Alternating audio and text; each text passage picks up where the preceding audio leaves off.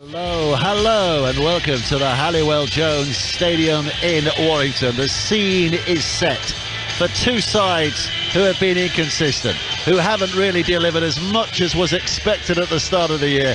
But is this a turning point? Warrington against Hull FC tonight. Lots of reputations on lots of lines.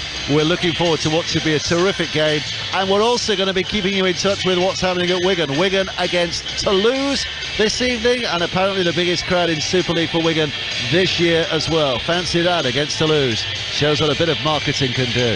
And look who's with us, Paul Rowley of Salford, the Salford Red Devils head coach. How are you? I'm fine, Dave. Yeah, good. Looking forward to this tonight? Yeah, can't wait. I'm looking forward to it. Like you say, I think we would have been expecting to be talking about team in third versus team in fourth. They're going to be here, and with the resource available and the players at the disposal of both clubs. However, we're on 5v9, so like you say, very unpredictable and inconsistent season for both of them. But I just think Warrington, if I'm going to play this game on paper, Warrington look the stronger side on paper, but today they don't play it on paper. Absolutely, but yeah, so they're more settled and they've got the full spine in the. I think there's a little bit more disruption in the Hull camp in the back line as opposed to the Warrington camp, but two very strong sets of forwards, I might add. Well, before we properly get into this tonight, we're going to start with a little bit of sadness from the rugby league world, because it's been announced today the death of Harry Gratian, the broadcaster Harry Gratian. And those people who live in Yorkshire, who have lived in Yorkshire and watched Look North over the years, will remember Harry as a very famous and a very familiar face in their living rooms on a nightly basis until very recently. But of course a huge pedigree in rugby league as well. He worked at BBC Radio Leeds covering the game. He was BBC Radio's rugby league man for many, many years as well, before he switched jobs to become head of the media at the Super League, at the RFL for a short time as well. And he'll probably be best remembered as the presenter of the Super League show. And his old oppo, Gary Schofield, by coincidence, is here tonight, and speaking to him about it a little earlier, and he was very sad as well. They were quite a double act on that programme down the years. But Harry, probably famous for lots and lots of things. The people will remember, the rugby league fraternity will remember his famous interview with Bobby Fulton at Wakefield, when he pulled up the then Australian coach for his team's roughhouse tactics against Wakefield. And Bobby Fulton famously said, "Who are you to question the tactics of my team?" And Harry replied, "Who are you to question the line of questioning from the BBC's rugby league man?" So brilliant stuff, brilliant memories down the years, and very sad news at the age of 71. So premature in so many ways. And our thoughts and best wishes are with his family, with his ex-colleagues, who I know will be grieving tonight, and his many, many friends from the many, many lives that he touched as well. Harry Gratian, rest in peace. Well, we're looking forward to this game here tonight. I'm sure Harry would have had a twinkle in his eye ahead of this game as well. Warrington against Hull FC. We've already heard from Paul Rowley alongside us. Let me take you through the way the teams are lining up tonight. Warrington look like this: Gareth Widdop at fullback, Josh Fulis, Connor Wrench, Peter Matortia, Matty Ashton in the three quarters, Stephen Ratchford and George Williams in the halves, and a pack of Robbie Mulhern, Darryl Clark, Mike Cooper, Ben Curry, Ollie Holmes and Matt Davis. And on the bench, Joe Philbin, Danny Walker, James Harrison, who makes his debut, son of Carl Harrison, of course. And he makes his debut having signed for Warrington at the start of the year, but having suffered an ACL injury. And Thomas McKaylee, the recent signing from West Tigers, making his second appearance as well for Warrington. For Hull FC, Jamie Shaw is the fullback. 3 to quarter line, Darnell McIntosh, Connor Wynn, Michieli Vulukichipani and Adam Swift. The halves, Joe Lavadua and Luke Gale. The front row, Kane Evans, Danny Houghton, Chris Satai. Back row, Jordan Lane, Manny Mao and Lingy Sao. And on the bench, Jack Brown, Brad Fash, Jacob Hookham and Scott Taylor. And a bit of a spine mission as well for you tonight as well, isn't it, Paul Rowley? Because you play Warrington in the very near future. Yeah, absolutely. We've got a game this week, and then Warrington's our next fixture after that. So yeah, absolutely. It's a chance to have a look at Warrington. But by the time next week comes, I'll have looked at them about 10 times. So it's not too much of an advantage. Don't get carried away. Okay. Well, I was thinking we might not have to pay you, but now you put it in there, we probably will have to. Both these teams, at the start of the year, people would have sat down and thought, you know what, I think they could have a big year. And neither of them have. Can you put your finger on what's gone wrong at both clubs so far? Yeah, well, I think different things at each club here. I think we've got Hull, who's been disrupted with injuries and suspensions. Obviously, they've got a new talisman in Luke Gale, who's been a stop-start due to his own indiscretions and disciplinary record there. As with Reynolds, I think it's fair to say, been a failure. He's gone now, hasn't he? He's gone. He's gone. He's been a costly failure, and probably more of a disruption than a help to the Hull side. And I think all Hull's best works come off the back of the lads that have really come through the system. Your Brad Fashes, the one who wear the colours with pride and play with their heart on the sleeve. I think they've been the core of anything good that Hull's done. Obviously, missing Connor doesn't help. I think if you flip over to the Warrington one, well, I think it's been well documented that half, if not more, of the team really didn't buy into what Daryl Powell brought to the club, and you know, that's there's only one winner there, and quite clearly, when you're a big club like Warrington, you can buy your way out of that sort of trouble, and that's what they're doing. And you'd be disappointed with that, wouldn't you? Because it's not like they've just had 3 or 4 stellar years. You know, they've been there or thereabouts, and they've challenged cup runs, but they're not a team that has been punching way above the rest. So when a coach like Daryl Powell comes in, you'd be disappointed that they haven't gone, okay, let's have a look at this and see what we can do. Absolutely, and change is difficult, and change is tough. But you know, whoever's not accepted the change at Warrington, maybe they've got to say, well, have they been accepting mediocrity, not getting over the finish line in the end? Because if they had to go 2 steps back to go 3 forward, then that's what Dell was doing. He was deconstructing it to fix it in his own manner. They brought him in because he's successful in the way that he plays. He's never had the resource available that he's got here. So that success, that fluency that the cast teams have played with in the past, obviously everybody's expecting to see it here at Warrington. But he's been backed by the club. He's got money to spend. He's spent it already, a lot of it, and he will change it. I've got no doubt about that. And he'll get rid of, if it's half the club, if it's 3/4 of it, then you can't have people who don't buy in at any club. It doesn't matter who they is. And that old saying never changes, does it? Nobody's bigger than the club. Yeah. It is Armed Forces Week this week. We saw a lovely moment last night when a veteran brought on the ball at St Helens, a game we brought to you on 5 Live.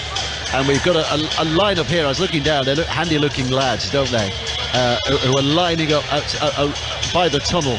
And I'm thinking, who are they? And they've all got Royal Marines printed on. You don't want to argue with that bunch, would you, Paul? Absolutely not. No, they'll end up sleeping in your back garden at night, won't they? And jumping on you when you take the bin out in the morning. They look handy. I think we had ours at Salford last week, and I think they brought their mascot, the military there, and it was a ram on the side of the pitch. So we got the pleasure of a ram in full uniform company. Fantastic. Strange but interesting. Right, let's focus on the game ahead tonight. Warrington's current position, unfamiliar one to the vastly experienced Stefan Ratchford. I caught up with him a little earlier to discover why this highly talented group just aren't producing results. Obviously we're picking our reasons out after each game in.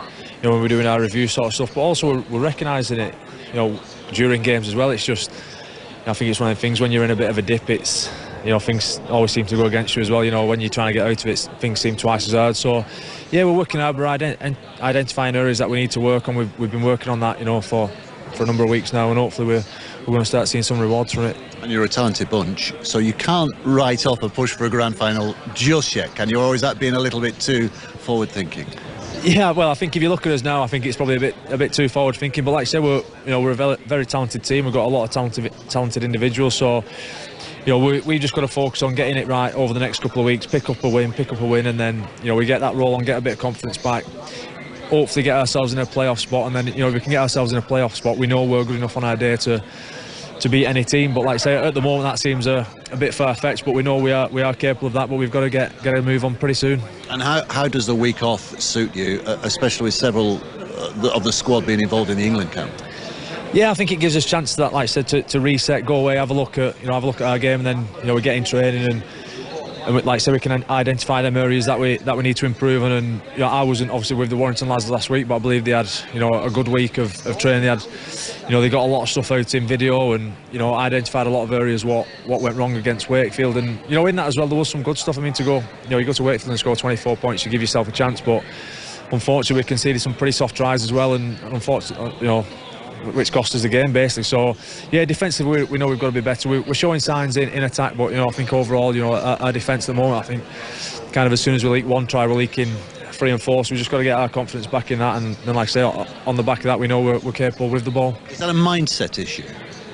I think at the moment, I think it's, you know, it's a bit of a confidence issue in general. I think, like I say, there's probably a lot of players in this team at the moment, and you know, even the coach staff who weren't used to being in this position, who weren't used to losing games, especially a number of games back to back. So yeah, we're, you know, you probably look at us overall, we do seem a bit frail at the moment, but then you look at the Saints' performance to keep Saints to 2 tries. You know, one was a freak try off a scrum as well. So you know, we know like I say, we know we've got it in there. We've just got to get some consistency in what we're doing and build some confidence, and you know, build a performance on the back of that. And what about Hull tonight? Because, you know, famously inconsistent. You're never quite sure what you're going to get from them, are you? Yeah, hopefully they'll come and have an off night tonight. I think no, they're probably in a similar situation to us, obviously slightly better off, but yeah, they've been the same. They've been quite consistent. They've had some, you know, real good performances, and then, you know, the week after some, you know, some not so good performances as well. So yeah, they're in a similar situation to us, and you know, they'll be coming here probably looking at us, you know, not playing well, low on confidence, or in certain areas, and they'll be looking to come and, you know, get one over on us tonight. But we're also thinking it's, you know, we're back on turf, and we can get a performance, get a result tonight, and then look forward to what's coming in the next few weeks, and hopefully pick up a few more right results. Well, there's Stephen Ratchford. There's the view from inside the Warrington camp. The whole players are out on the pitch here. We're waiting for Warrington to make their entrance, so while we do, let's hear from the whole camp. Brad Fash asked him a little earlier about how they approach the end of the season and avoid the inconsistency that they've been famous for in recent years. Personally, I think we'll win more games towards the back end of the season than we have done in the previous few years. We've got 12 more games, and I think these next 3 or 4 games we've got a real opportunity to go out and win those games. A bit of inconsistency the last few weeks, but then you've not played every week. Has that been difficult? I think it has been difficult, a change in circumstances. Obviously, we've had games where we've missed a week, games where we've been on hot form, and then games where, like the last 2 weeks, we've gone down when we shouldn't have really, but it is what it is, and I think hopefully we can get back on track this week. You've had a good season. Are you enjoying it this year? Yeah, really enjoying it, enjoying my rugby, and I think it's going pretty well. I've been in most games, so yeah, I'm happy with it. You're enjoying that consistency of performance? Definitely, enjoying when I'm playing well, and enjoying the game just with the boys and getting around the lads, so yeah, it's been good. Yeah. What's the homework told you about Warrington and what to expect tonight? We expect them to be quite elusive coming out of backfield. They've got some fast men coming out of there, and they've got some big boys in the middle, so we know our targets, we know where we need to get to, and now we've got a plan obviously to counteract the big men and counteract the smaller elusive players, so hopefully we can execute that and play well. And they're under the pump a little with their home crowd, aren't they? So do you play on that? Do you try and make sure that the home crowd get frustrated early? Well, I think the things that can influence that is if we're playing well and we are beating them early doors, but if that doesn't happen, I don't think it matters personally. I think it's more about executing our players well and getting the result. There you go, the unmistakable Brad Fash.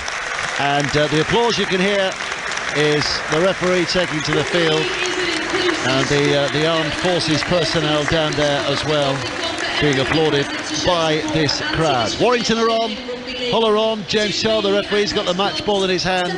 Paul Rowley is chomping at the bit here, looking forward to what should be a great game. Absolutely. A good game anyway. I think it'll be a great game. I really do. I think, like I said before, they've got 2 packs that are pretty much full strength and big and aggressive. But I just think Warrington have got the edge there in the back line, and you know, we've got to look at this Warrington team. I think it's all teed up for a performance tonight from Warrington. I think we need to see the best of Darryl Clark. I think Darryl Clark's had a poor season by his standards. He's stagnated, and he needs to kick on. He's back with his old mentor in Darryl Powell.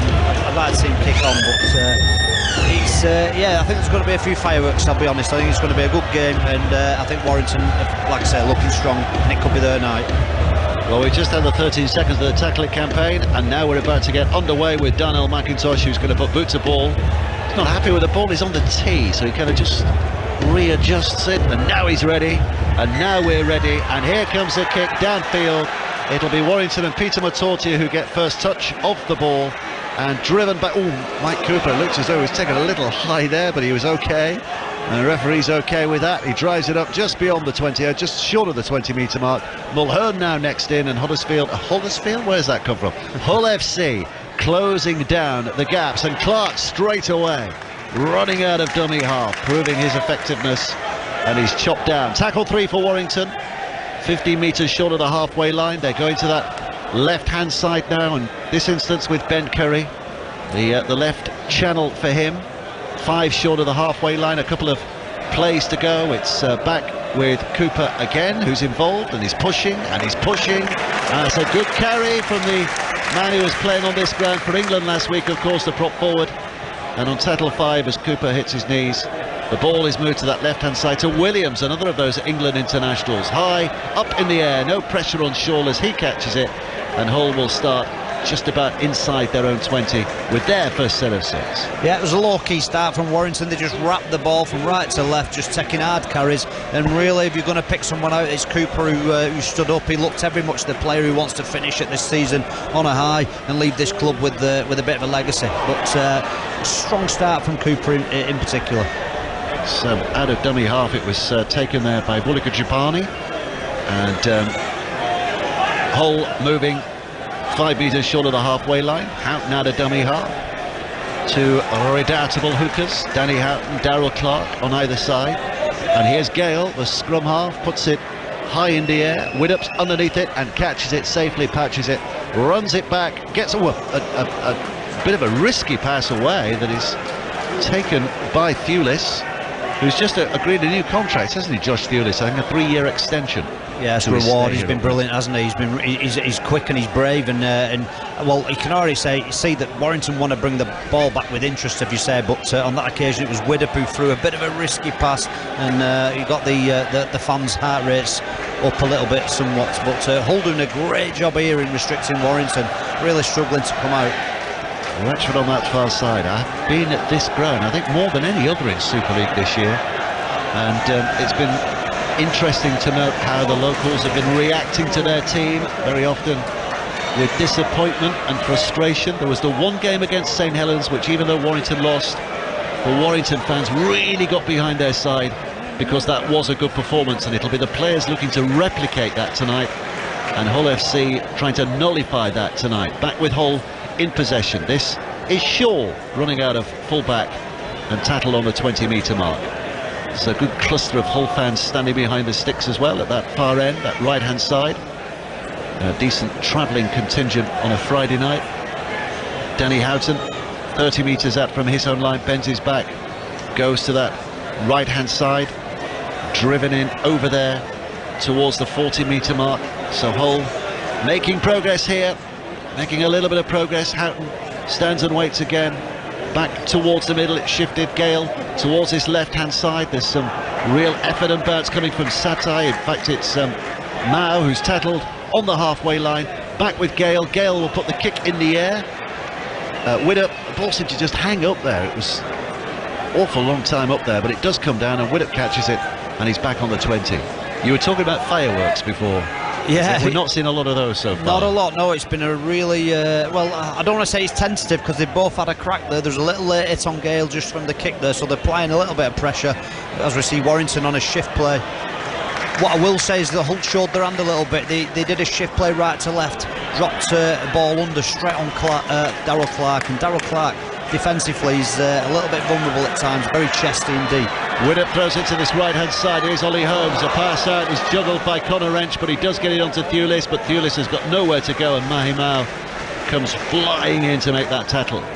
Last tackle for Warrington, still 30 metres out, so Matortia carefully puts the ball up, spinning away. Jamie Shaw's got it covered underneath it safely, and runs it back just beyond his own 10 metres. You've got to question where the kickers are. We're in attack. It's an attacking kick, and Matouch's in +1 getting the kick away when you've got 2 pivots. You've got Ratchford there as well. It's a knock on by McIntosh.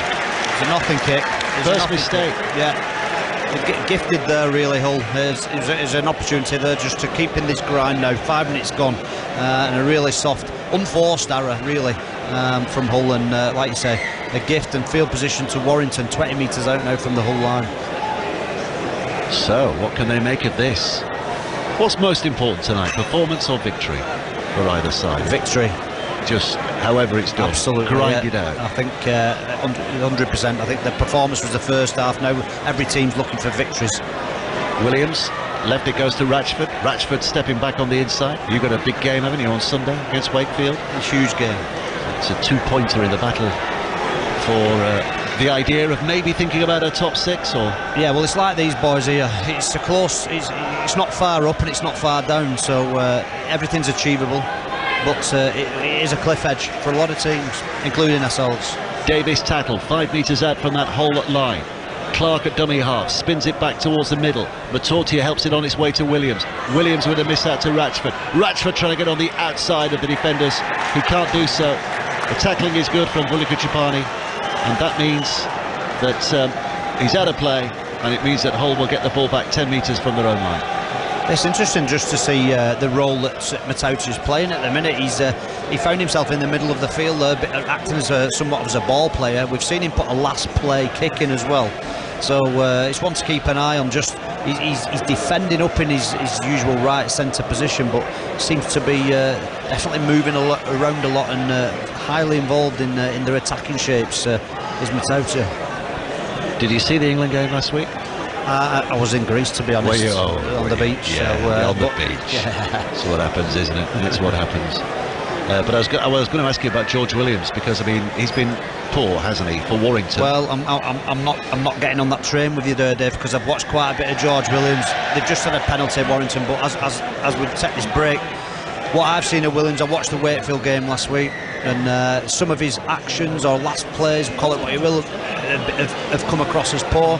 But I think he's trying 100%. He's running ahead of his line. The people around him aren't reacting quick enough to him.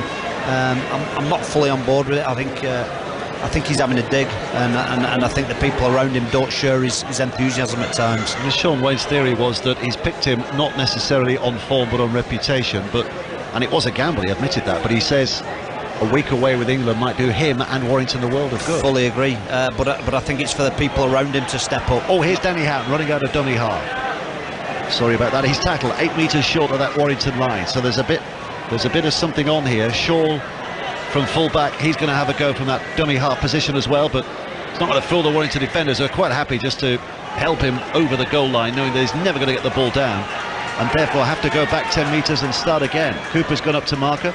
Now it goes out to that right-hand side. Hull trying to make things happen. It's Lovadua who's got that ball away somehow, and Vulikachipani, the Fijian, is held up on the 5th tackle, a yard short. It's slung back towards the middle again. Lovadua with a kick, tantalising into the in-goal area. Matortia has it. Can he get out there? He's going past ball. Brilliant. It looks as though he's been a pen in the in-goal area, but he's found the footwork to get himself back to safety. Yeah, that's brilliant from Matauti.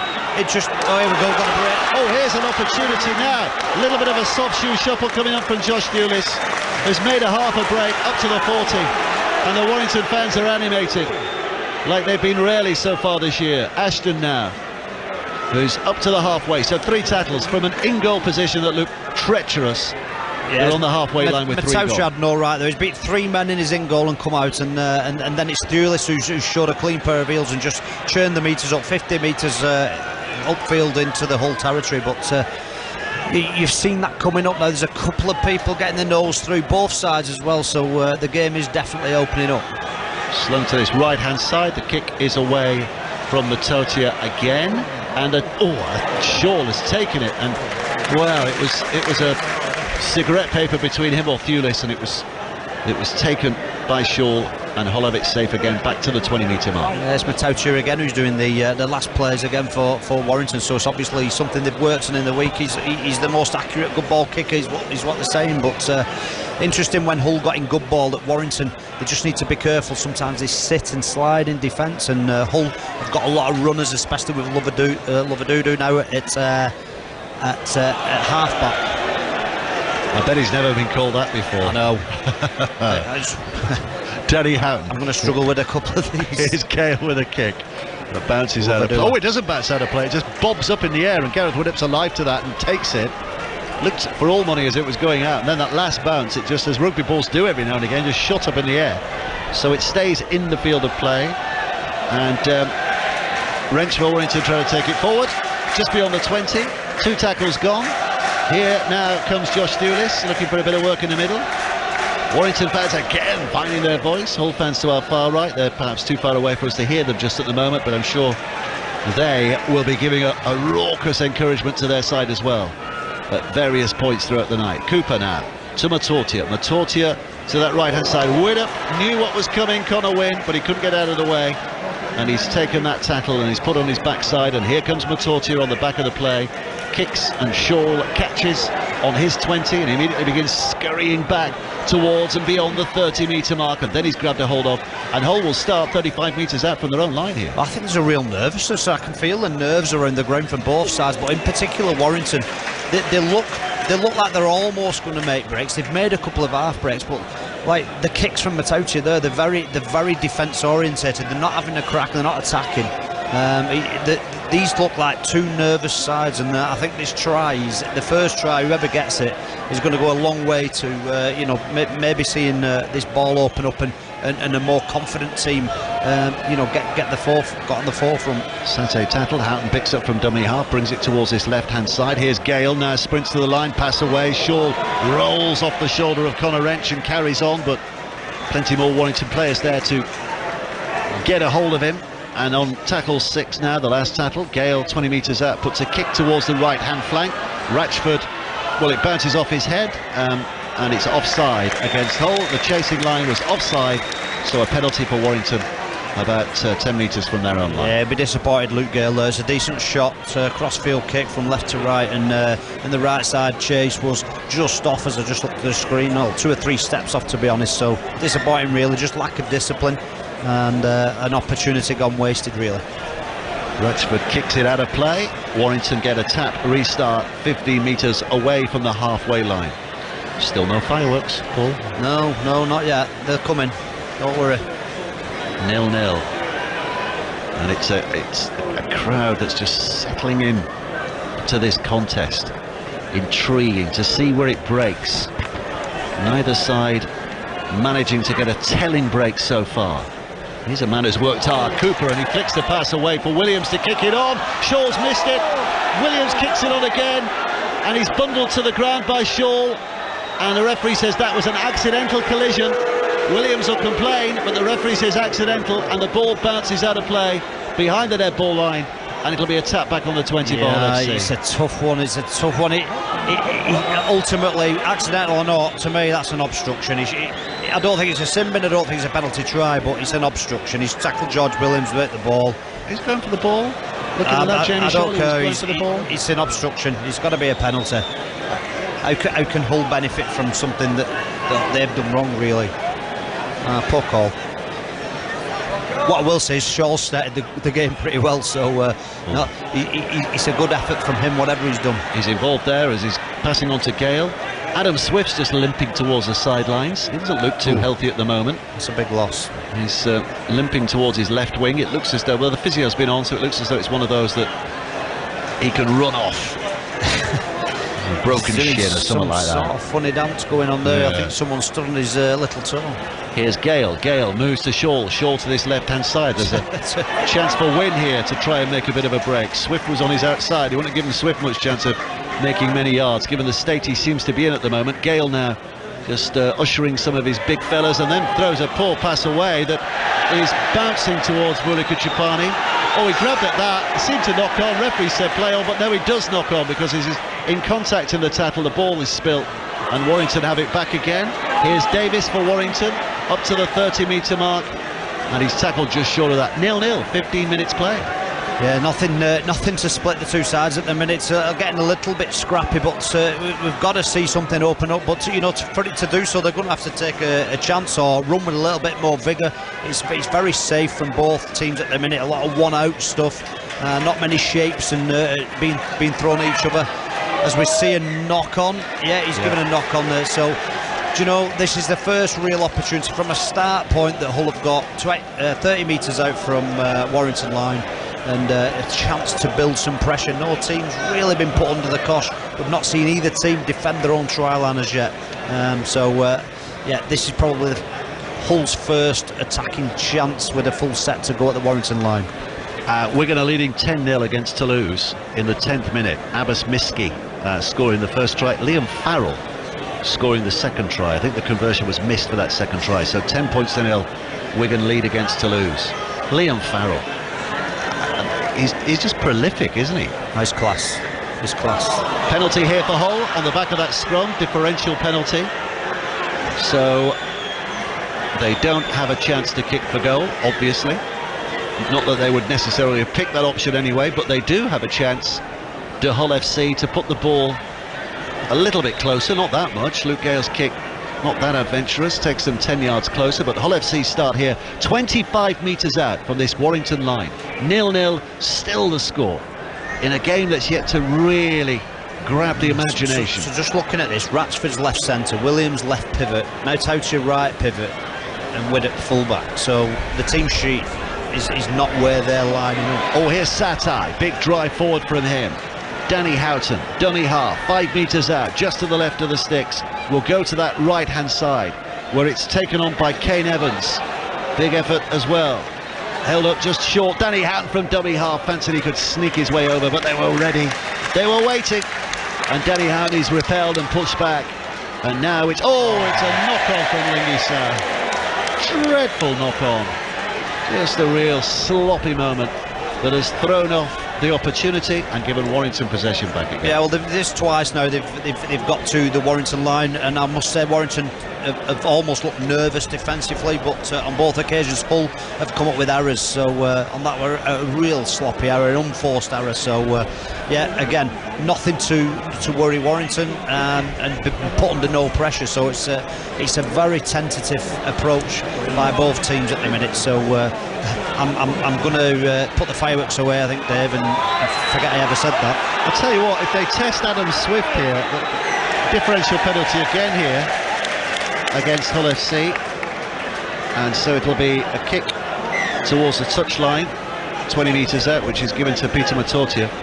Adam Swift is still hobbling, isn't he? Yeah, well, it's going to be a really difficult reshuffle. He is not running, whatever it is, he's struggling to run it off. So, but if you look at the bench, they've got a hooker and 3 forwards. So, and they've not got a lot of players who can multitask and drop into them backs there. So maybe Danny Houghton to pivot, Lovadua to the edge here. So Connor Wynn on the wing.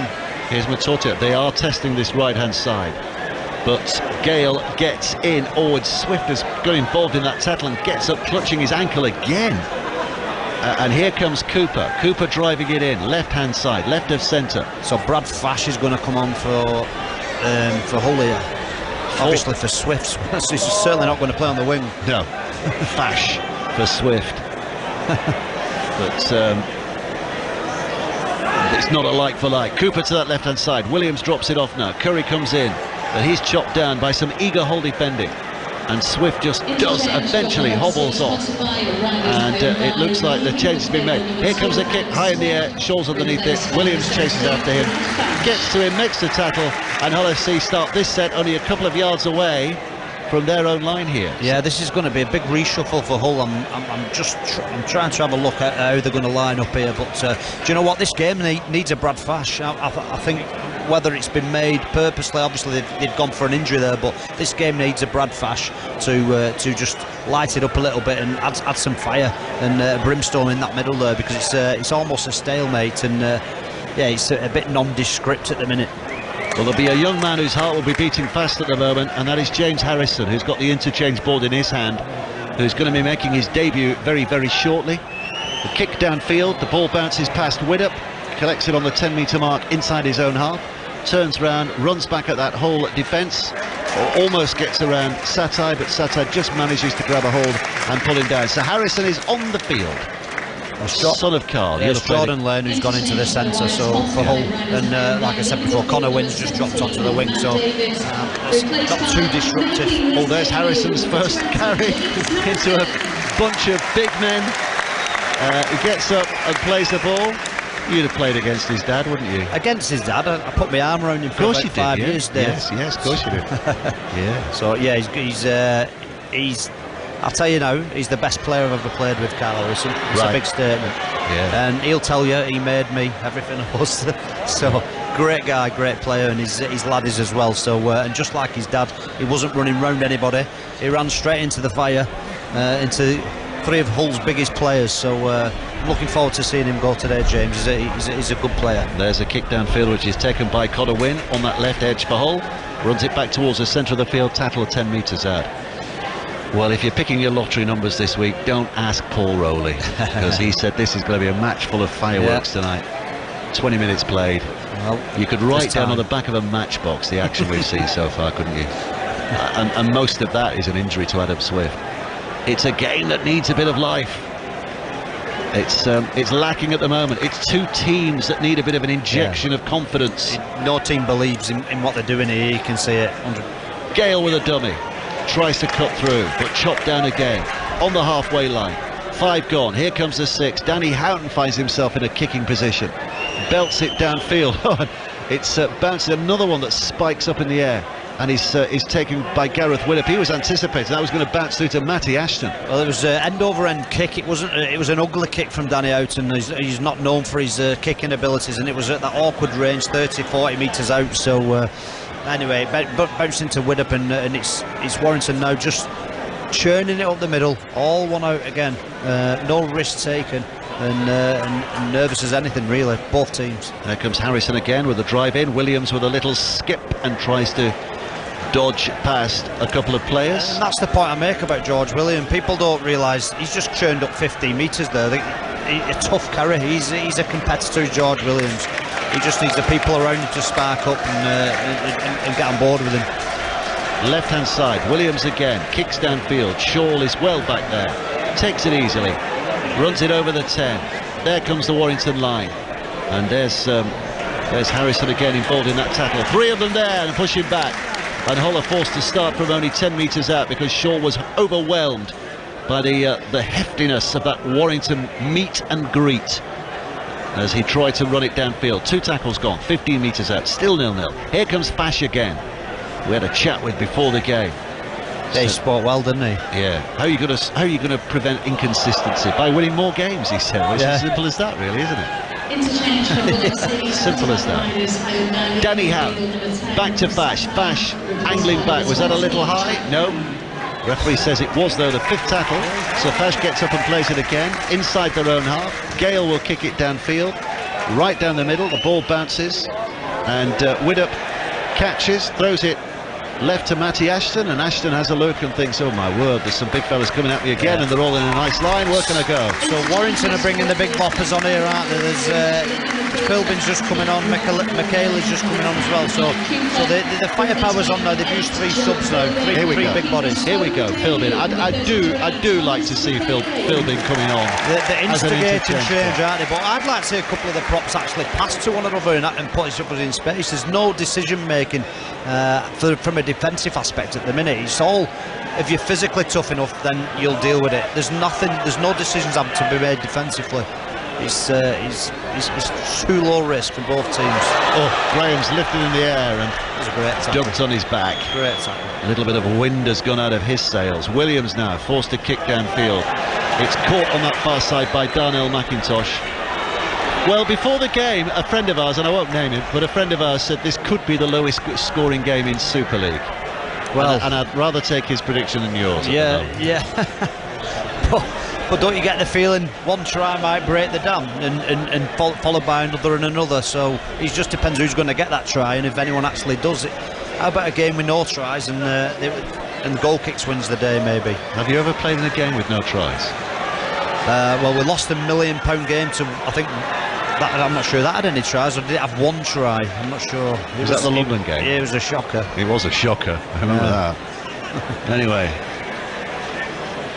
well, producer Craig is just memoing at me and putting fingers in the air. I'm not got a clue what he's talking about. 4-2. 4-2. That was your feathers. That was your London game. Was that a try to a goal or 2 goals? I think with 2 goals, it was a shocker. Anyway, Hull, it's not going to be 4-2 here tonight. We're going to see lots of tries. They're just late in coming. Lovadua out to that right-hand side. They're trying to make things happen through Vulika Chapani, who's held up 9 metres away. It's switched back towards Lovadua in the centre. Here comes Fash, bag of action, who's put down 5 away. Now Danny Houghton. Lovadua to Gale. Gale with a no-look pass, and then it goes back to Gale. He's lost it. He's dropped it over the line. A little, and he's injured. Inside ball from Mahimau. That was a good tackle. Let's give the. Oh, he's struggling. Gale, you'd have to say Gale was hurt in action, and that's why he dropped it. That was a great tackle. It was a great. What a good line first and foremost. What a good line there from Mahimau. Oh yeah, he's run into a knee, hasn't he? Widdop's come across to make a tackle, and I think Gale, as his head's collided with Widdop's knee. I don't think there's any foul play there. I don't think. Well, we'll go back to it. This is the 3rd time Hull have had an opportunity now on Warrington's line, and I've said before, Warrington look fragile. They look nervous defensively when defending their line. They don't get up high. They sit and slide, and Hull have got big running people. So Mahimau there, it's a line. What you just spoke about Farrell before at Wigan, in very much the way that Farrell does. He hit an overs line, he took the space, and it was great from Luke Gale in support. And as he was going over, like you said, Widdop's come in, and he's a competitor as well. He's put his body on the line, and unfortunately for Gale, he's like you say, he's copped a knee there, but he looks in a lot of trouble here. Now this could be absolutely disastrous for Hull. Yeah. Well, what it means is they put another forward on, so the chance of fireworks and tries is getting less by the minute in this game. 0-0. We're going to have a long stoppage here, so let's just take Paul through one of his least happy days. O'Brien with a penalty for you, Samet with 2 penalties for them. Well, Toronto 2. If you get me going, I'll start rolling out the excuses, but so I'm just going to say, what a glorious day for London. What a glorious day for London. Yeah. We live and learn. They almost stayed up at a year. They did. It was so unfortunate.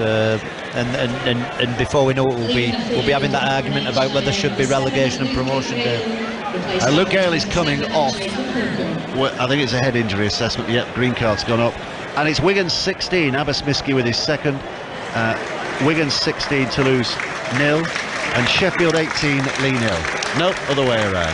Sheffield 0, Lee 18. Sheffield 0, Lee 18. Well, Luke Gale's coming off, not looking in great shape. Whether we see him back or not will remain to be seen, but not for the next 10 minutes as he gets that head assessment. And now Warrington are back in possession. So 25 minutes and a bit more played, and it remains Warrington 0, Hull 0, and you cannot argue with that scoreline. You cannot argue with it. Adam Swift, by the way, we argued that he might have a broken shin and was trying to run it off. He does have a suspected broken fibula, so that's what he was trying to run off. A suspected I'm not sure you can fibula. run them off the... No, well you can. He was stretching it at one point as well. Another set here. Warrington have been given a restart, and Harrison's lost the ball in the tackle right at the start of that reset, and the ball is lost, and Warrington miss an opportunity to actually put some pressure on their opponents in the other half. Well, it's getting to that point, Dave. We're running out of adjectives to describe this game, because I think in the honest truth is we're going to have to say it's somewhat of a bit of a shocker at the minute. There's not a lot happening. I wouldn't say it's boring. I wouldn't say it lacks effort. I would say it's definitely, as predicted before the game started, it's 2 teams lacking confidence and lacking the will to actually try something a little bit different. And that different could be just a tip on from one forward to the next and putting them in a hole. It's so predictable, and like I say, if you're physically up for it, then this is a 0-0 all the way. Vulika Chapani takes it up to the 40-metre mark inside the Warrington half. Danny Houghton at dummy half skips it back towards the middle. Brad Fash throws a dummy and then takes them on and runs at 3 defenders, but the tackle is made and the tackle is good. So he picks himself up 35 metres out. Danny Houghton now drifts to this left-hand side. It's taken in by Jack Brown, who's on from the interchange bench. Houghton just over 20 metres away. Oh, and Brown he's fumbled it. appealing to the referee that there was some kind of infringement for the tacklers, but the ref's not having that. And Warrington get possession, head and feed at the scrum, 20 metres out from their own line. So I think we need to start predicting who we think will score here. What teams or players? Players. I think Matty Ashton will score for Warrington, the breakaway try, and I think Lovadua is nailed on for a try for Hull, and then the rest will be kicks. That's my new prediction. Okay. Your first prediction wasn't great, so I'm not hanging on. What I will say is the big bopper's doing well, isn't he? The big fella. You've got to be pleased with Michaela. He's strong in his carries. Well, he's come from West Tigers, and they're not having a great season, are they? Well, that's a club that's in a bit of crisis. He's come here for confidence. Yes. For better surroundings. At least the weather's been nice in the last few days. Absolutely. Warrington up to the halfway line. Can they make something of this set? Still 0-0. 18 minutes played. In fact, 28 minutes played. You're losing track of time. It goes so fast when enjoying yourself. Matorta at dummy half. Plays it to Clark. Clark skips out. Has a little look. He's got a bit of running in him, but he's dragged down on the sixth tattle, or the fifth tattle rather. 20 metres out. Matorta now spins it left to Williams. Williams with a kick and the skip, and Curry is just running into a cul-de-sac. Not sure what was that on there. Williams gave him the pass. Curry's running into a cul-de-sac. Tries to offload because it was a sixth tattle, and it's just gifted Hull possession back again, and McIntosh has knocked on. Well, I think that's the second time Darnell McIntosh has knocked on. Well, so Warrington are gifted opportunity here, 10 metres from the Hull line. There's the invite right there. I think you know what, Matouch's stepped up again. He's in +1 right to left. He's decided this time to run the shapes. He identified, fair play to him, they had numbers on that left. I think it was Ben Curry who died with the ball.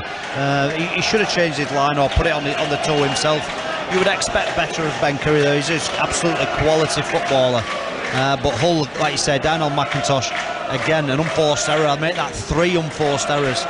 Under pressure now. Scrum play, they're going left. Here's Williams with a pass away. Ratchford tries to push his way through, but that Hull defence reacts rapidly. 3 of them got to him, squeezed him out and pushed him down. So back to the middle they go now. 13 against 13. Harrison. Fash gets in and makes that tattle. Harrison just inside the 10 metres. With Williams. Williams to Philbin. Philbin goes hard at it, really hard at it. But again, Hull's defence, good enough. Now it's Clark, spins it to Williams, trying to get the numbers. Williams with a step. Oh, and he just falls over under the weight of the tattle, just short of the line. Clark back to Matorta. Matortia's central. Here comes Widdop on the right-hand side. Miss out pass for him. There was a glimmer of daylight on the outside there for Josh Thewlis, but he hesitated. Probably because he wasn't going to get on the outside, because that defence would have got across, and he is tackled, and Widdop kicks it towards that left-hand flank. Up they go, the ball. Ratchford nearly caught that, but instead he steered into the hands of Vulika Trapani, and Hull have it back again, and it's a reset. Not that it really matters, because it was only the first tackle anyway, and Hull 15 metres from their own line. Yeah, he did well, Thewlis, to be fair. The ball was over the top, and the Hull players were coming across, so he could only step off his right foot. Here we go. Here's Connor Wynne. A 20-metre break. What did it come off? A pass. Kane Evans, a simple pass. Scott Taylor's come on now. There's another in, is there? Wynne? Yeah, just. Is it Connor Wynne? Another player going down. They're in trouble here. Hull if there's another injury, but Scott Taylor's come on. I'm just praying that he actually passes the ball. And head injury, he's okay. He's got up, he's back in the line. Here we go. Now it goes to that right side. Lovadua, Jamie Shaw coming on, looking bright. Vulika Trapani, ball bounces off his hands, goes to ground. Well, I tell you what, if the aesthetics of rugby league was about enjoying knock-ons, we'd be having a ball tonight. But it's not, and we're not. Well, I think the worrying thing is, Dave, if there are a lot of errors in the game because teams were both playing expansive rugby, then you can half understand it, but it's been so one out that the errors don't really match up to the style of play that both teams are playing.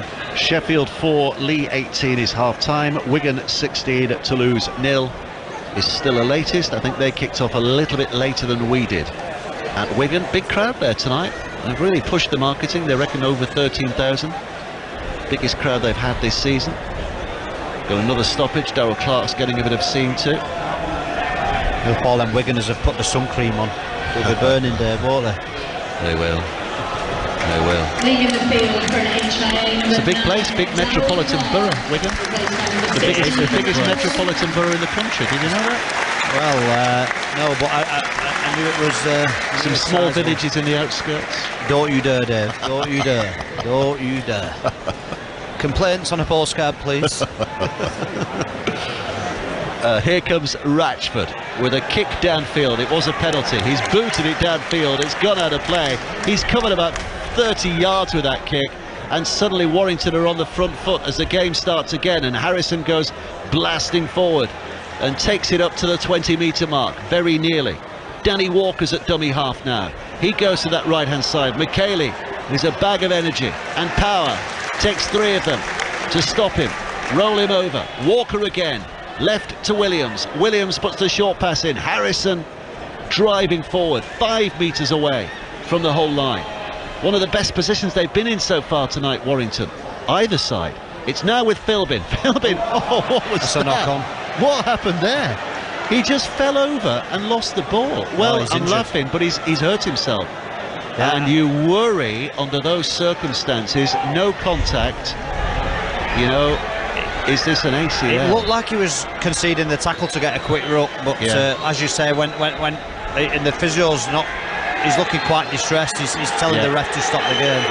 Yeah. Where's the doctor? As soon as the doctor goes on, the referee has to stop the game. It's not an head injury though, so like you say, unless the... Here we go. Doctor's coming out. As soon as the referee... Yeah, doctor's on the field. The referee has to stop the game now. And he does. Stops the game. Because this looks like a serious injury for Joe Philbin, and that would be heartbreak for that young man. Do you know, you've got a couple of Warrington players now having a crack at the referee for not stopping the game, but he's absolutely spot on, the referee. He's actually had one eye, his peripherals on the touchline waiting for the doctor. He's took 2 steps over the field, onto the field, the dock, and straight away James Child. He's done a great job there as a referee. I think he's been officiating this game pretty well, actually. Well, Joe Philbin hasn't moved much on the field. He's clearly in a lot of distress. The doctor's on, physio's on. Bubbles going on now. Yeah, it's a strange one. Ollie, they've got him up on his feet.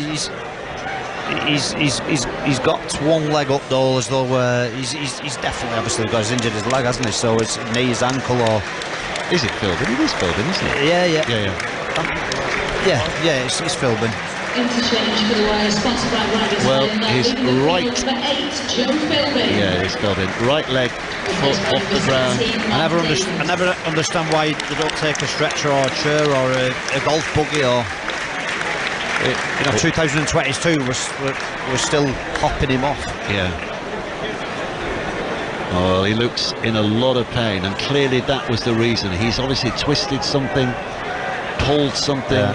You know, you hope it's not an ACL, because that's long term. That's season over, isn't it, if it's an ACL? Come on though, we're better than this. Surely we can. Yeah, they're still. Come on, hoiking him off. Look at State. This looks like a really uncomfortable struggle. Yeah. Well, still can't believe what I'm watching, to be honest. Physio and a doctor, and he's got his arms around both like a hooker between 2 props, and they're carrying him to the sidelines. And now we can start again with the game, because Philbin has come off. We'll make slow progress along the touchline. 7 minutes of the first half played. If you've just switched on, thank your lucky stars. It's Warrington 0, Hull 0. I think it was a restart, so I'm not actually sure what tackle we're on here, was. I think I'm going to guess at tackle 3, so we'll be a good start point. It's 2 or 3, so there's tackles in the bag for Hull. What can they make of it? That's the question. Yep, I think you're right, because the arm's still not gone up in the air, so a couple of tackles to go here. There you go, Scott Taylor with a tip on. It's causing damage. There you go, 15 metres, 5 Warrington defenders in, the short somewhere, the short on the right edge. Are they going to be quick enough to expose it? Here we go, last play. Lubadua puts the kick over the top. It's read really well by Josh Dewlis, who got across, dived into the in-goal area, has then offloaded it because they were so desperate to get Warrington out of there. He's offloaded it with a lot of bodies around him. Luckily for him, Gareth Winnett was there to catch it. but then in turn Widdop is caught himself and tackled, so it will be a dropout anyway. Yeah, if you watch the replay, James Charles took a little bit of a hit as well. His Lubaduas put the right to left crossfield kick in, really good kick right on the line, and as you said, Thewlis done a diving catch and an offload, and the oncoming defence there just swamped Warrington, but James Charles took a bit of a whack as well right in his back. Oh, that's a big dropper, and there must be quite a strong wind. It's breezy where we're sitting, but I think down on the field it is quite a strong left to right wind. We saw the Stefan Ratchford penalty kick earlier into touch, and then that dropout really flew. But anyway, Hull have it, and they have it back inside Warrington territory, and Brad Fash is very nearly at the 20-metre mark on tackle too. He just play the ball, throws players off his back, Danny Walker, to get himself up to play it. Here's Jack Brown. Brown gets the offload to Houghton. Houghton now bumps into defenders. Oh, and he's lost it. He's dropped it.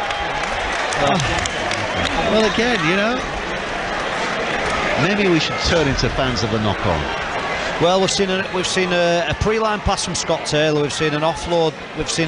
There. I think was it Brad Fash, and each time it looks dangerous. Each time it looks like somebody might actually score a try, and then it results in a knock-on at the end of it. So again, unforced errors, but lack of creativity from both sides.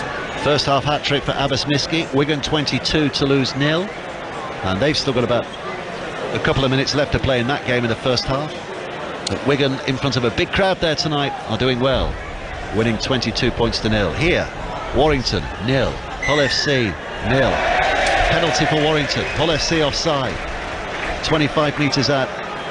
George Williams takes the tap because Hull are all running backwards and not really looking at him. Oh, Scott Taylor was.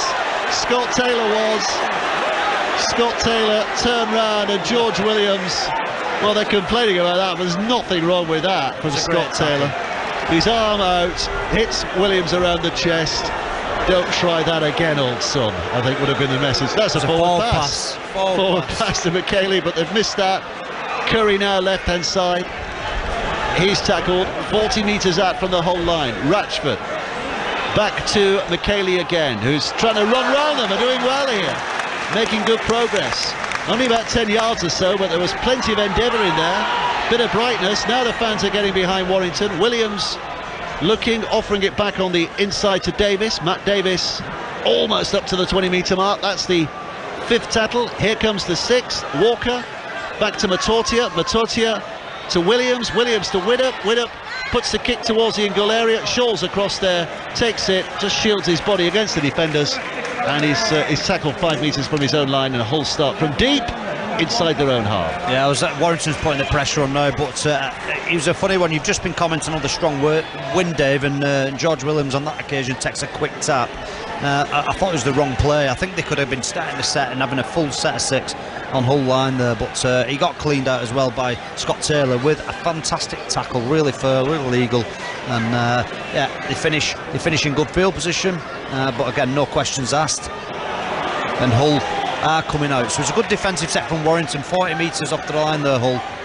Yeah, and there's a kick downfield, but Widdop will catch it on the bounce and give it to the speedy Matty Ashton, who's already on the 40-metre mark, and grabbed that by Fash. And Ashton on 45 metres from his own line. That's where Warrington start this set. What can they do here? Thewlis.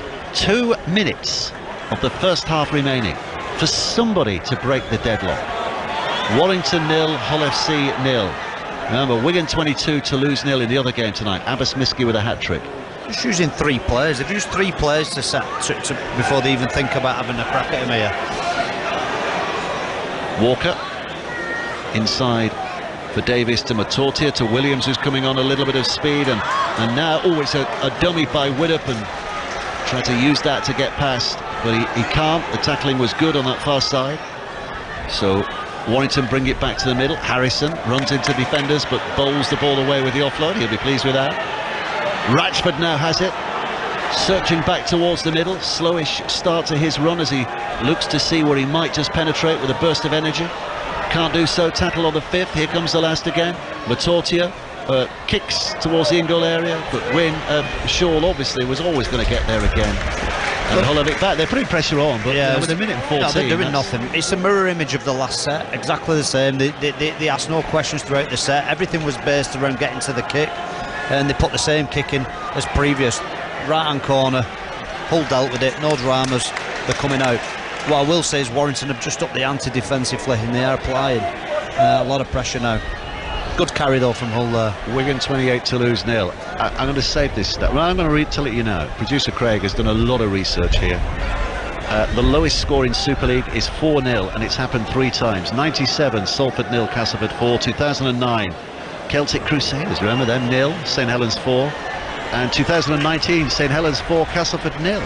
So Castleford and St Helens feature in 2 of the lowest scoring games in the history of Super League, as the 2 teams with a reputation for being the freest scorers in Super League. So 4-0 is the lowest score. Are we going to see a record here tonight? It's 0-0 with 15 seconds of the first half remaining. I think Workington won 1-0 once. Boxer Walker. Against Whitehaven, I think, wasn't it? I think it was a Cumbrian derby, Yeah, there you go. You were calling me earlier for not knowing my history. It's Ratchford, throws it to that left-hand side. Williams now takes it on and gets the pass away, and Curry's going at space. And now Matty Ashton throws it back on the inside. Bulika Chapani will intercept it. He's instantly tackled. It's 0-0, half-time. We got through 40 minutes without a single point score. No fireworks. Ball rolling, no fireworks. Well, I was going to say we predicted fireworks, but we didn't. I did, and I couldn't be any wronger than to predict fireworks, because it's been a drab affair, if I'm going to be honest. I think both teams have applied a lot of effort, a lot of energy. I thought neither team has expressed themselves in any way, shape or form. They look like nervous teams. I don't think they've strung 3 passes together at all. And again, I'll repeat myself, if you're up for the physical challenge, then you're going to deal with everything either team's going to throw at you. And there's been no questions asked at either defence. So we get to half time, it's 0-0, and the score absolutely reflects the game. And the lowest score in Super League without a try, Salford 5, Harlequins 2, 2007. Let's hope we're not talking about those kinds of records when the second half begins in about 15 minutes' time. The story of the first half? There was no story in the first half. Warrington 0, Hull FC 0 is the half-time score. This is 5 Live Rugby League on 5 Live Sports Extra.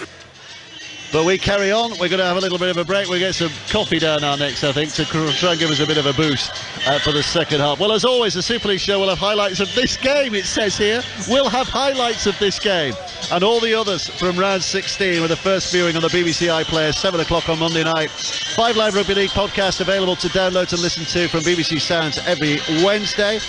This week, spoke with Seb Bashara, who's one of the big personalities in wheelchair rugby league. Seb, his day job is a professional trumpet player. He starred for England in last week's win against France. Tomorrow the tables are turned on his international colleagues as he plays for Catalan Dragons, who are made up mostly of French internationals, against Leeds Rhinos, who are made up mostly of his England international colleagues in the Wheelchair Challenge Cup final. It's a game you can watch live on the BBC iPlayer, BBC Sport website and the app, and I began by asking him a little bit about his backstory. I had a motorbike accident back in 2012, and I lost a leg from there.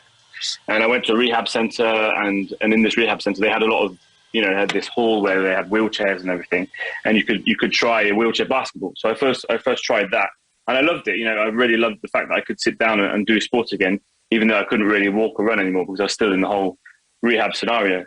And then back then I met the French captain and world champion 2013-2017, Cyril Torres at the time. And he invited me to come and give it a try at Catalan Dragons and see what it was like to play in real sports wheelchairs against real, wheelchair athletes. And I went there and I was, gobsmacked at how cool it was, how fast it was. And I thought I was an absolute beast at the rehab centre because I was playing against all these old people doing rehab for their knees and everything, So, I really was in shock when I saw that these people were just amazing. So I really learned from the best back then. They went on to be world champions a few months later when I just, started playing with them. So I was really learning from the best, and it made me have a very, very fast progression. And ever since I've just loved it. It's the most amazing sport. So that's how I got into it. Yeah, because the French invented wheelchair rugby league, didn't they? It was a French invention.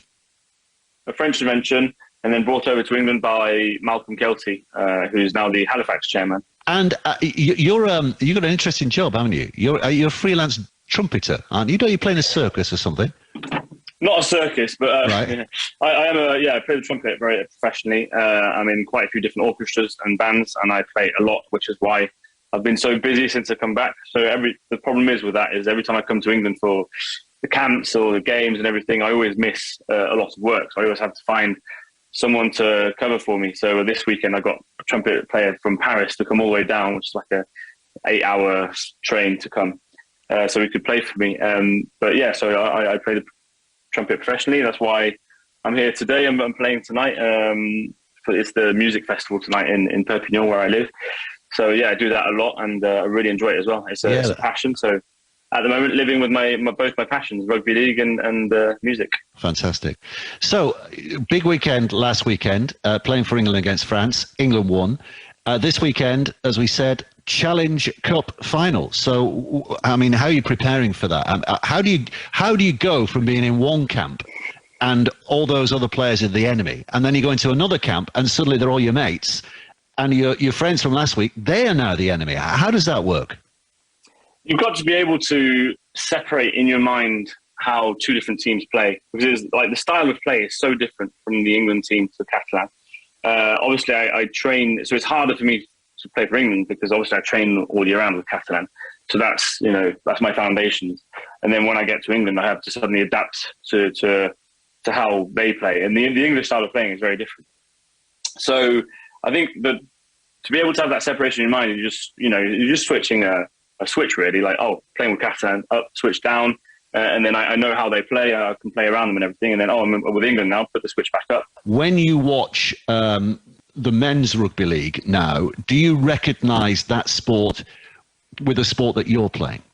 Yeah, I think obviously it's very, very similar. It's just like, the same sport in wheelchair. But I think there's a lot of subtle things that are very different in the wheelchair version. And because we've got that tag that comes off and on in the game. And we evolve around that. And obviously we're only 5 players as well. So you're, I think, much more involved during the game. When you're playing 5 against 5, you need to be in every play. Like you don't stop for 80 minutes. It's just non-stop. You're always there in defence. You're always there in attack.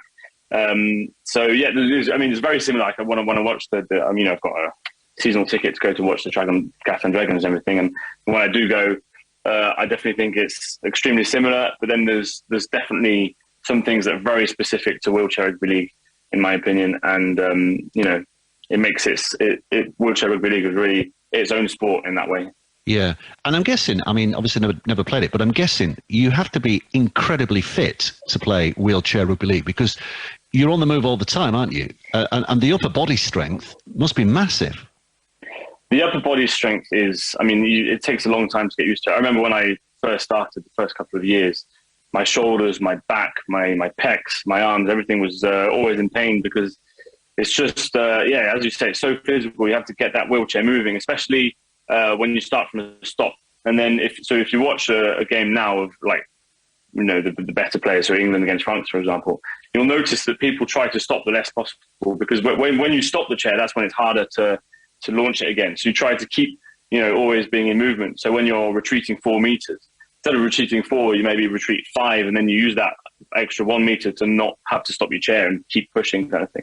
So there's that's some of the specific things to wheelchair rugby league, for example, where it's not that easy to suddenly accelerate. Whereas when you're running, you can just boom, accelerate quite quickly.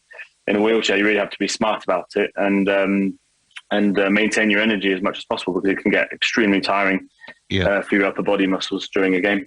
And is there a genuine rivalry? Because for people who don't know, a lot of people listening to this will know, but, the 3 World Cups, men's, women's wheelchair World Cup at the end of the year, I think the England wheelchair team probably start as the best chance of winning the trophy, don't you? So there's a bit of pressure on you. Is there a real pressure on us? genuine rivalry between you and the French now? And how does that play out with you?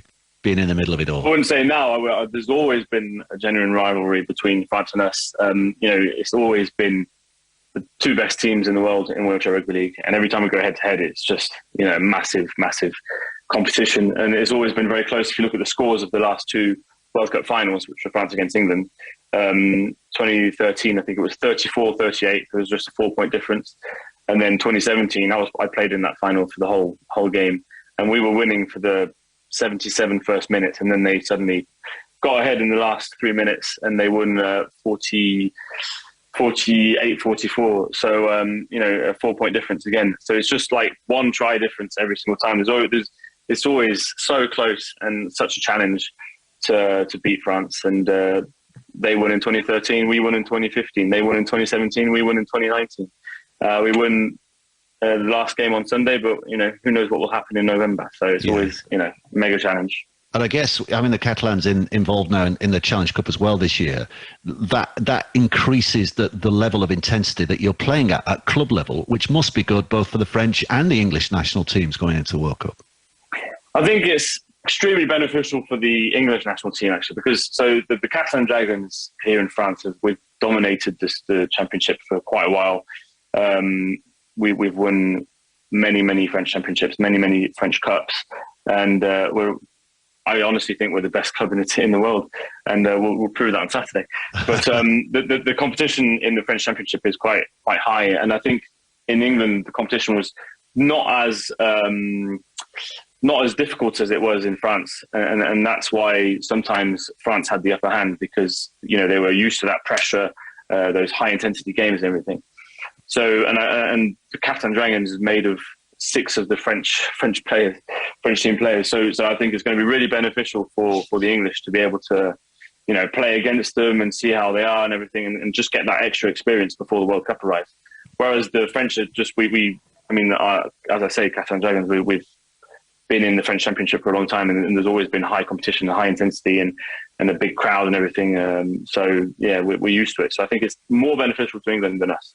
Yeah, which is why I allowed it to happen. What does the World Cup do? Obviously, what the World Cup has already done has made sure that Wheelchair Rugby League has been on Sky TV, has been on BBC television. It's got column inches in newspapers. Post World Cup, how do you see the wheelchair game developing? This is, after last World Cup, my dream was for it to just expand all over, and I just had visions of it, growing all over the world. But we didn't have enough, exposure on TV and everything. This year, the amount of exposure we're getting, we're all so grateful for what's happening right now. We just find it amazing that's on Sky Sports. We saw on social media some people post about having seen the game on in the pub, in their local pub, having some beers with friends and watching Wheelchair Rugby League on TV, and that for us is just incredible. So just picturing what could happen to Wheelchair Rugby League after the World Cup is just a dream for every single Wheelchair Rugby League player there is out there. I think it's an amazing sport, and I really hope it does grow and expand in new countries. Doesn't have to be rugby league countries. I think that's the beauty of Wheelchair Rugby League, is that it can expand in countries that don't actually play that much rugby league. I think, being a disability sport, an inclusive sport, I think it can open in many countries, regardless if they play the running game rugby league or not. And I definitely hope in the country of England and France, it will help to open new clubs throughout every city, and there's no reason why we shouldn't have a club in every city. So that's, really hoping for that. Yeah, fantastic. And what happens as far as England are concerned? In camps now, have you got any more games lined up, or will there just be camps between now and the start of the actual World Cup itself? So we have a lot of camps. Obviously, there's a very special camp in August where we'll be together for a full week, and we have our Golden Boot award winner, Jack Brown, that's flying over from Australia to be with us, which is going to be great to have him back with us for a full week training. So that I think we might have a game against Wales as well. I'm not sure of the date or anything, but I do think we have one final test match before the World Cup actually happens. Otherwise, it's just going to be a lot of camps and a lot of training at home. So there you go. That's Seb Bashara, and from the England wheelchair team, who tomorrow will be playing against the Catalan, playing for the Catalan against Leeds. Tune in tomorrow, 2:30 p.m. to watch the Wheelchair Challenge Cup final from the Alum Arena in Hull on BBC iPlayer, the BBC Sport website and app. And you will not be disappointed. A lot of love for wheelchair rugby league at the moment. It is so recognisable as rugby league, and it's got plenty of big hits as well. You can listen also to the whole of the podcast. We also spoke with the VP of IMG, of sports management at IMG as well. So that was an interesting chat we had with him about what the potential future was for rugby league. So have a listen to that, BBC Sounds, or through your usual podcast provider. And if you subscribe, it'll drop into your inbox every week. Wigan 28, Toulouse 0 is a half-time score. Abbas Miski with a hat-trick, Bevan French with a try there tonight as well. Late on, as did Liam Farrell. And Sheffield Eagles 4, Lee 30 is a latest score. They've now advanced into the second half. If you've missed it here and thought, oh my goodness, Warrington against Hull tonight, what have I missed? Well, the answer is nothing. It's Warrington 0, Hull 0 at half-time, and Paul Rowley promised us fireworks before the night began, and he's sitting here now with a rather embarrassed smile on his face.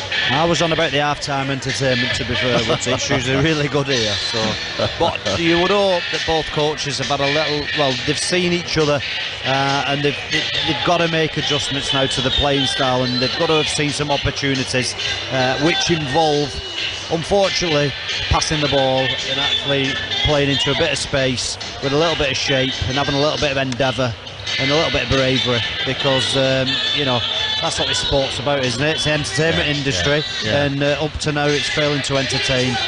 Well, we talked about lowest scores in Super League. 3 times there has been a 4-0 scoreline, and that's the lowest score in Super League. I can absolutely guarantee, well, I'm saying this with 99.9% certainty, there has never been a 0-0 golden point. Can you imagine that? 0-0 and we go into golden point?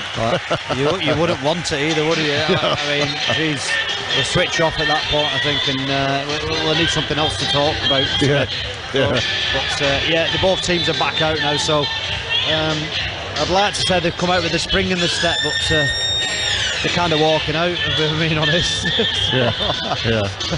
I hate being negative, but there's been more fun in the first half watching the grass grow that is just in front of the benches, and it's AstroTurf.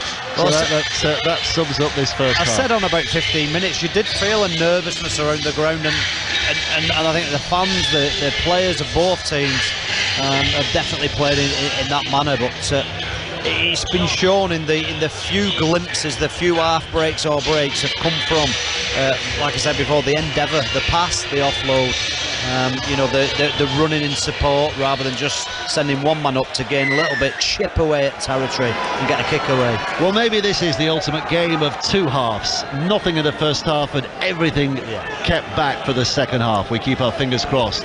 Warrington have got us underway with the kick-off. Hull get us underway with the ball in hand at the start of this second half. Remember the news in that first half, Luke Gale off with a head injury, a head assessment, and he's not come back on the field. Adam Swift gone off with a suspected broken fibia. We've seen, who else? Darryl Clark's gone off, hasn't he? With an injury. He's back on. He's back on. But the big injury news for Warrington that first half, Joe Philbin, who looked really seriously injured with a knee or an ankle, and that's going to be a big worry as well for him personally and for Warrington at large. He's obviously not coming back on tonight as well. So both teams have been hit, possibly Hull hardest, because they've lost a couple of backs on the night when they've not got obvious replacements on the bench. So as Paul was pointing out in that first half, a lot of readjustments. Here comes Davis for Warrington, trying to fire it into the heart of the Hull defenders. 41 minutes without a single point scored here so far tonight. It's now Matortia looking to unload the ball, but he can't. He's held up on the halfway line, gets up, plays it. Clark spins it back towards the middle. Davis is there, just shapes as though he might be thinking about the pass to Harrison on his left, but he doesn't. He keeps hold, and on tackle 5, Warrington 40 metres out are forced to kick. Williams just prods it up in the air. Shaw takes that nice and easily, no real pressure on him. runs it back to the 20, and that's where Hull start. Yeah, well, early signs of Warrington did string a few passes together there, and they looked to get it out wide, in particular left to right. So again, it's Matentia who looks the most industrious for Warrington throughout this game up to now. But yeah, I'm hoping that Warrington do chance their arm, and I think there is points for them in this game if they do that. Connor Wynne for Hull, named at right centre in the lineup tonight. We're playing sort of left channel on that occasion as he takes it in. Fash as Hull look to keep it alive. It's with Sao, who spins away a pass which Vulligachapani can't keep hold of. So it was an ambitious pass, wasn't it? He's got to take the pass. He's got to take the pass. So there was an opportunity. What's happened? Davies has rushed in, and the Hull players ridden the challenge there, and got the ball away basically. A couple of offloads, but it's got out to where the opportunity was, and again another unforced error. That must be about 5 now for Hull. They're really disappointed, Brett Hodgson. And maybe this game could be settled on knock-ons. It's 0-0 at full time, but rock paper scissors. Hull FC, you've knocked on more times than Warrington, but only just. But that means Warrington win the game. Maybe that's the way we're going. 3 minutes of the second half played. It's Clark at dummy half for Warrington. 8 metres inside the Hull half. Williams gets it on its way to McKaylee, Thomas McKaylee.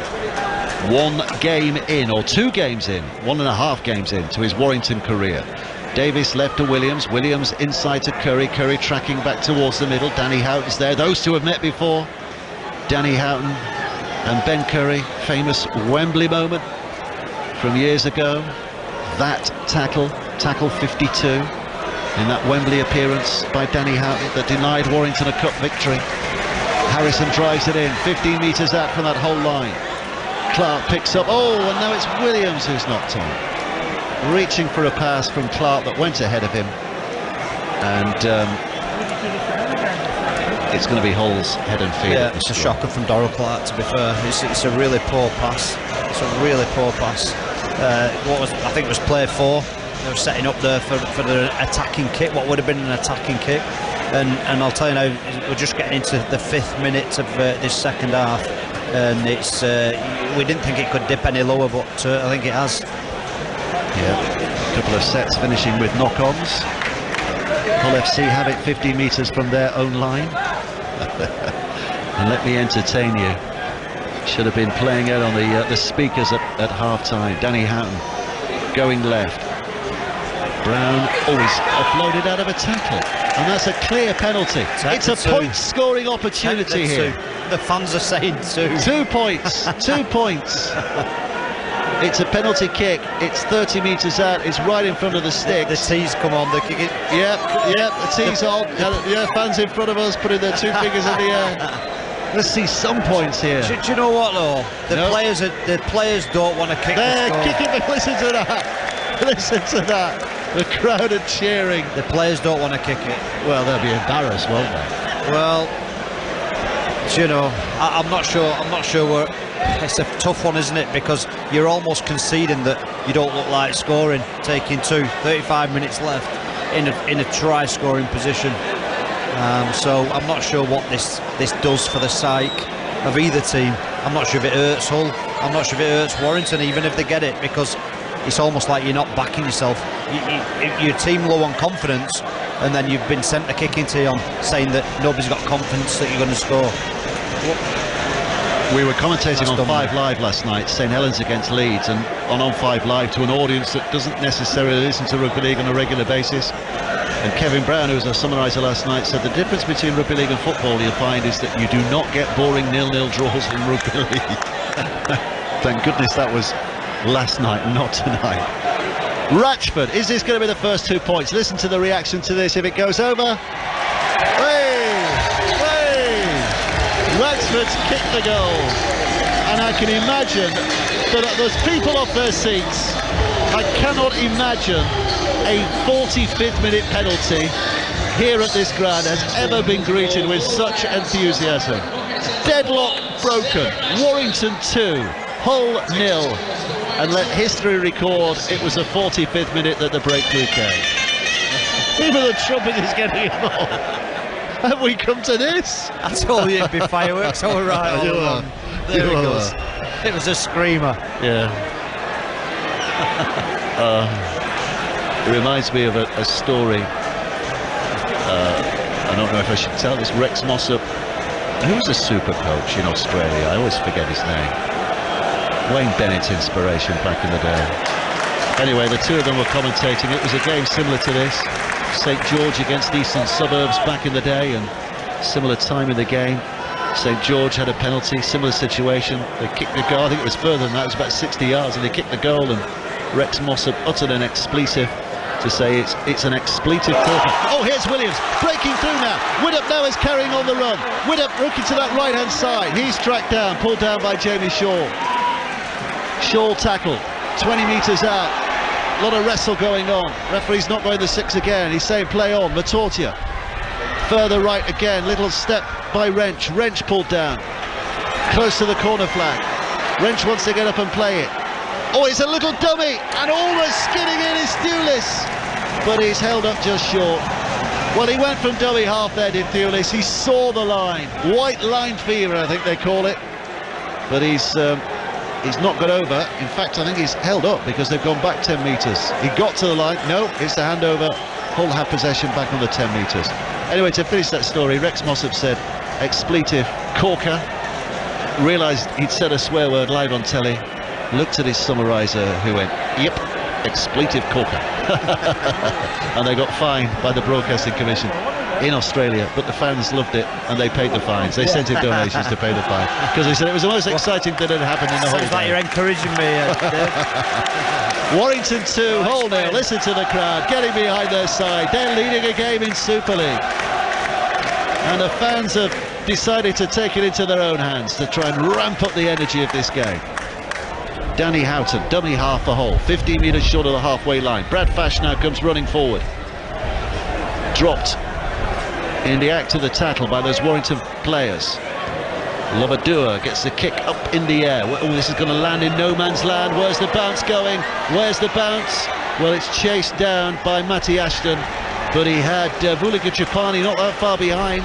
Yeah, there is a wind, obviously picking up here as well. So Warrington are moving it left here. Ratchford on their own line, right across their own line. The game's opening up. There is a strong wind in Hull's favour now, so that bomb was all over the place. Warrington were unable to catch it on the full, so it's third tackle now coming out from their own line. Warrington, Hull now applying pressure, so it is livening up somewhat, and Warrington are chancing their arm as we asked for. Wigan 28, Toulouse 6. Dominic Peru has got a try back for Toulouse. It's Sheffield 4, Lee 42. Certain inevitability to that scoreline. Yeah. Here comes McKaylee. Drop the ball backwards though, so Warrington are able to carry on. Curry's pass, it just flicked off the hand of Ratchford and in a forward motion into the hands of Ashton. So the referee pulls it back for that forward pass, that forward knock on almost. It wasn't an attempted pass by Ratchford. He was trying to catch the ball and he didn't, and he played it forward and Ashton did catch it, but the referee says that's a handling error. So 30 minutes to play. It's head and feet at the scrum for Hull, 40 metres out from their own line. Warrington 2, Hull FC 0.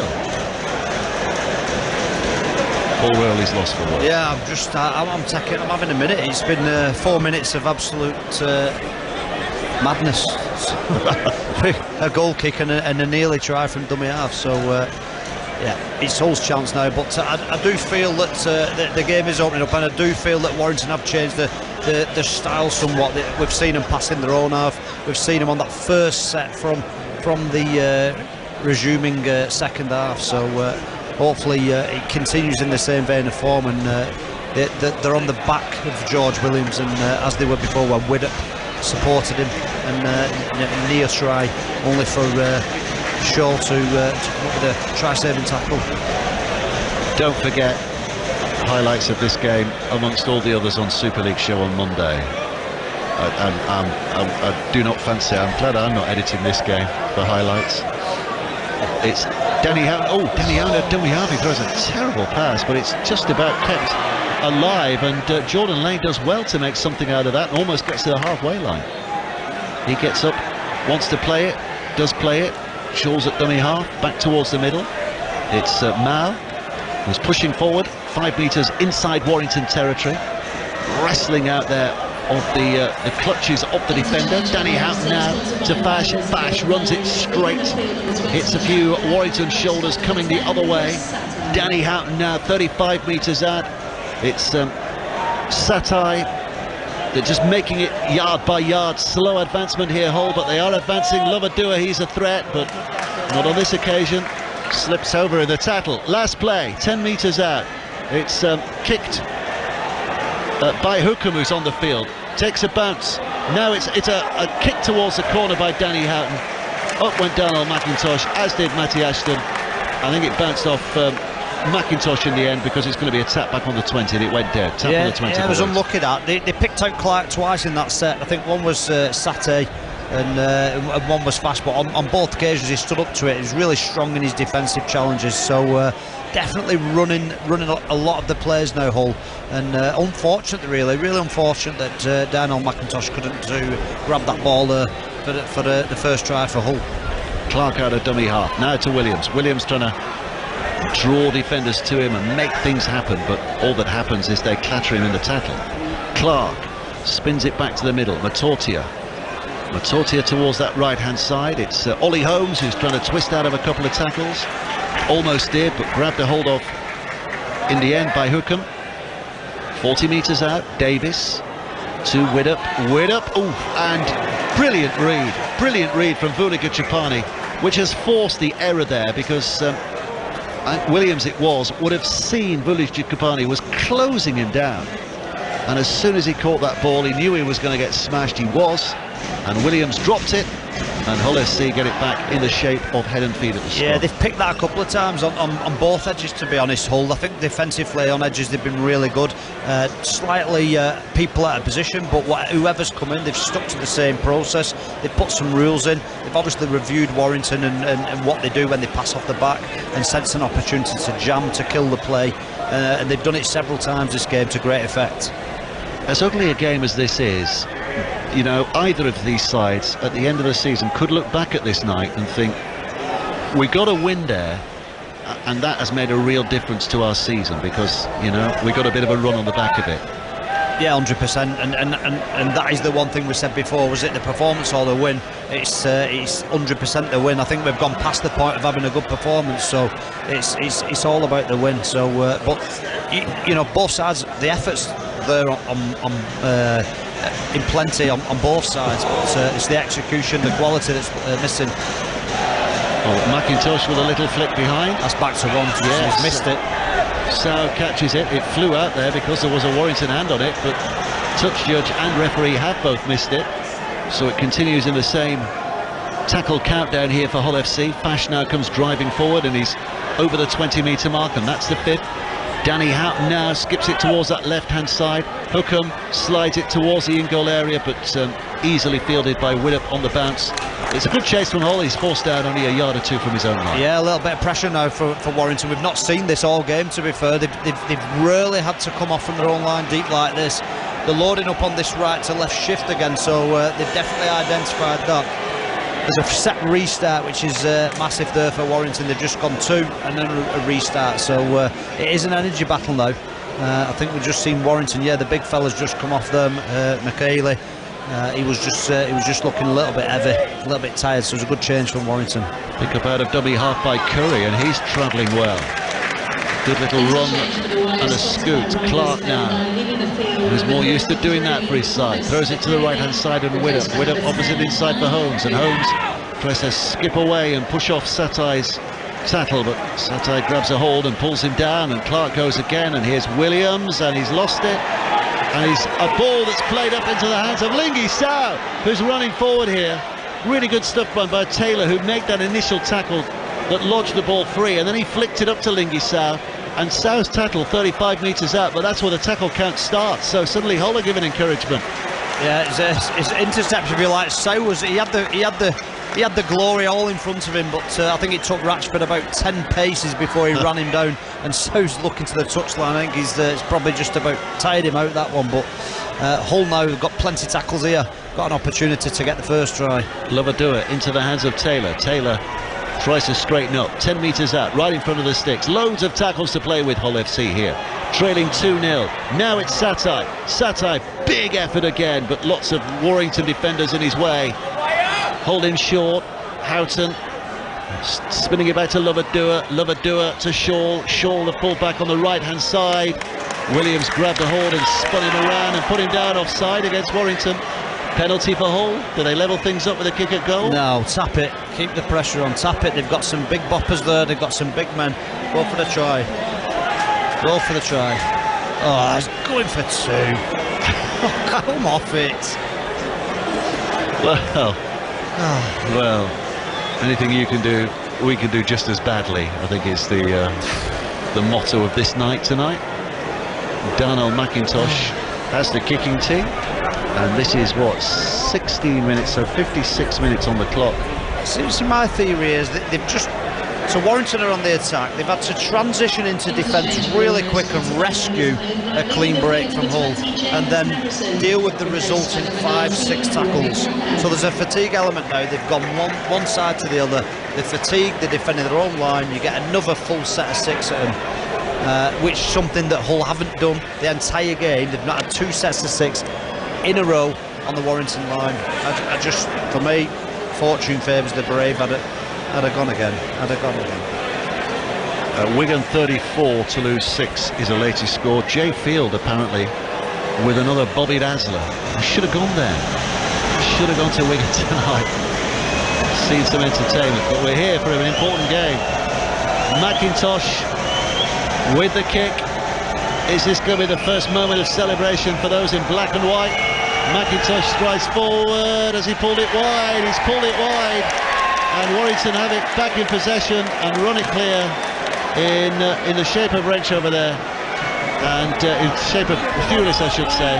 So opportunity missed for Hull, and it remains Warrington 2, Hull 0, with 17 minutes of the second half play. Well, they got what they deserved there, didn't they? I just think it wasn't an easy kick as well. 5 minutes off this, 5 metres off the sideline.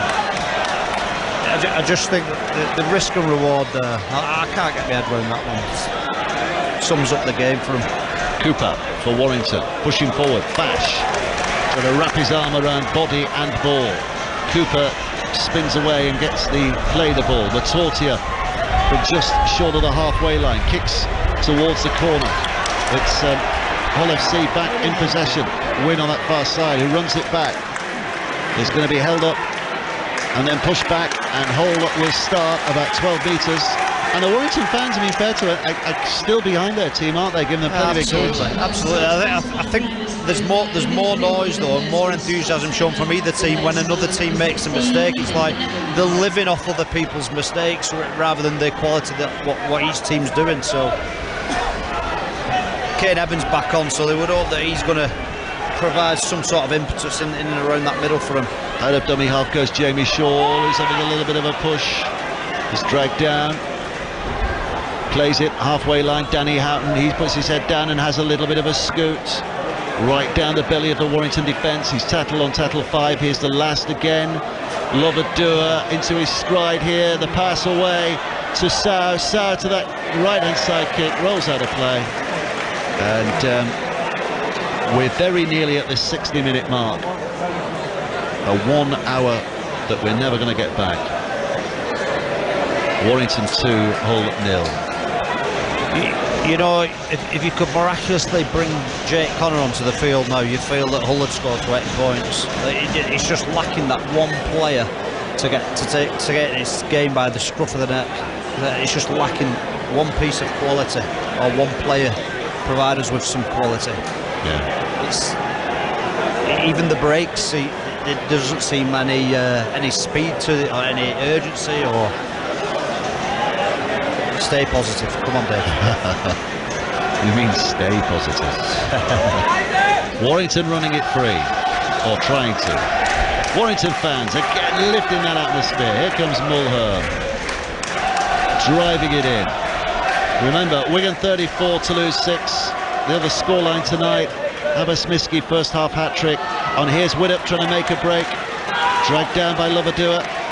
40 metres out, but again they've reached the last. Williams kicks it up in the air, Shaw's underneath it, no pressure, catches it from his 10 metres from his own line, makes about 5 metres forward, tackle, put down, Hull start from deep again. Yeah, same kick again. Williams down the throat of Shaw in this corner. They're happy to just pin him down here. I think they're hoping Shaw he's known for coming up with an error or two previously in his career, but he's been solid as a rock tonight, to be fair. But Warrington happy to just play the territory game, wait for the mistake, and then try and capitalise. So again, Hull churning it up now. One out carries up the middle with the big guys. Yeah, just trying to make a bit of distance, but they're not going to be in an attacking, kicking position. You wouldn't have thought at the end of this set of 6. Fash, unless they do something special on that left-hand side, but it's not going to happen. Warrington's defence is good. I think that's the 5th. It is. So on the halfway line, just about inside their own half. Hull are going to be forced to kick downfield again with this wind behind them that swirls. Up it goes. Wood up underneath it, catches it 20 metres from his own line, runs it back, gets it almost to the 30, where he is tackled. 25 metres out, in fact, he's pushed back a bit. 62 minutes played. Warrington 2, Hull 0. People are switching on all the time, and you get the sense might just be switching off again. I hope not. I hope you're staying with us. Give us some moral support, because Warrington here trying to push forward, and there is that, there is that feeling that this is yet to be won by either side, and it's a massively important game. Ratchford. Well, the wind started picking up. There's a slight wetness in a bit of a drizzle, as they say now, as well, coming down as well. So maybe the kick, maybe the high kick is going to cause some problem. It's going to come from an error, somewhat of a mistake. Williams. There we go. To Holmes. Quick hands. Oh, suddenly there's opportunity for Pulis. The whole ground went up in celebration. They're still celebrating. It was a forward. And then they suddenly see the referee going, no try. That's the right call. I think they're booing, not the decision, just the disappointment that it wasn't a try. This is the... Yeah, that's a bad angle. That's a bad angle. I immediately thought it was a forward pass, to be fair. So it remains Warrington 2, Hull 0. 17 minutes to go. Something's going to break out of this game, surely. Wynn tackled. Hull trying to make progress. You kind of feel that Hull need a penalty to just get some field position here. They're just struggling a little bit, looking a little bit tired. A few bodies stretching the calves, a little bit of cramp. Well, again, that rousing support, lifting their team. Evans with a pass away to Fash. Fash under pressure gets it away. Suddenly there's a chance for Hull to create a bit of something on that far side, but Warrington's defence is across there quickly. 45 metres out from their own line here. Hull FC. It's back with Hookham. Passes into the inside. Mao tackled. 5th tackle. 5 shot of the halfway line. Spun back again. Kick towards the touchline. Caught easily by Matty Ashton. Here's a man who can make things spark up, but he runs into some bruising encounters there. And Warrington, 32 metres from their own line, is where they have a penalty. They have a penalty for some foul play, presumably, in there. It's a ball steal. Is that what it was? Yeah, it's a ball steal. I think it's the right call as well. There's a bit of a loose carry-on contact there. There's hands. Well, Gareth Willett kicks it. There's hands there. It's given. Warrington, good field position. Crowd noisy. Hooter's going. Here we go. I have to report that ball was not far away from producer Craig's head, and the first he became aware of that was when it landed a yard away. I think that shook him up. That's woken him up. Warrington with the tap restart, and now they're in a great position. Mulhern put down on tackle 2. 25 metres out. Darryl Clark picks up from dummy half. Into the middle. Cooper now. Full of endeavour. Full of effort. Offside against Hull. Offside. Fingers in the air. Everybody wants 2. Everybody wants to see this lead doubled. Who cares about tries? Just kick goals. Stephen Ratchford comes across. Now, would you be in agreement with this one? Yeah, I'd take the 2. It's a gimme. Right in front of the post. Takes it to 4. Might as well. Yeah, might as well.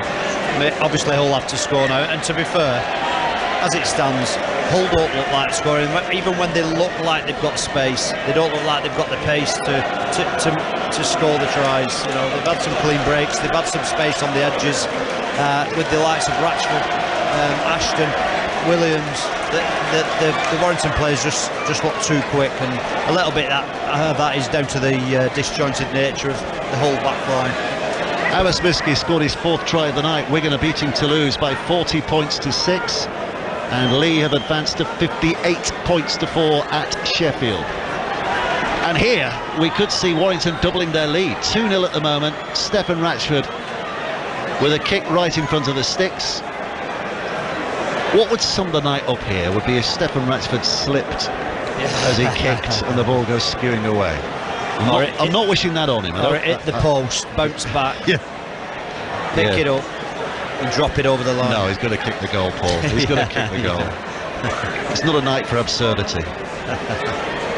Just mundanity. There's the kick. Ratchford's put it over. Up go the arms. 4 points to 0. Warrington 4, Hull 0. Blow the bugle.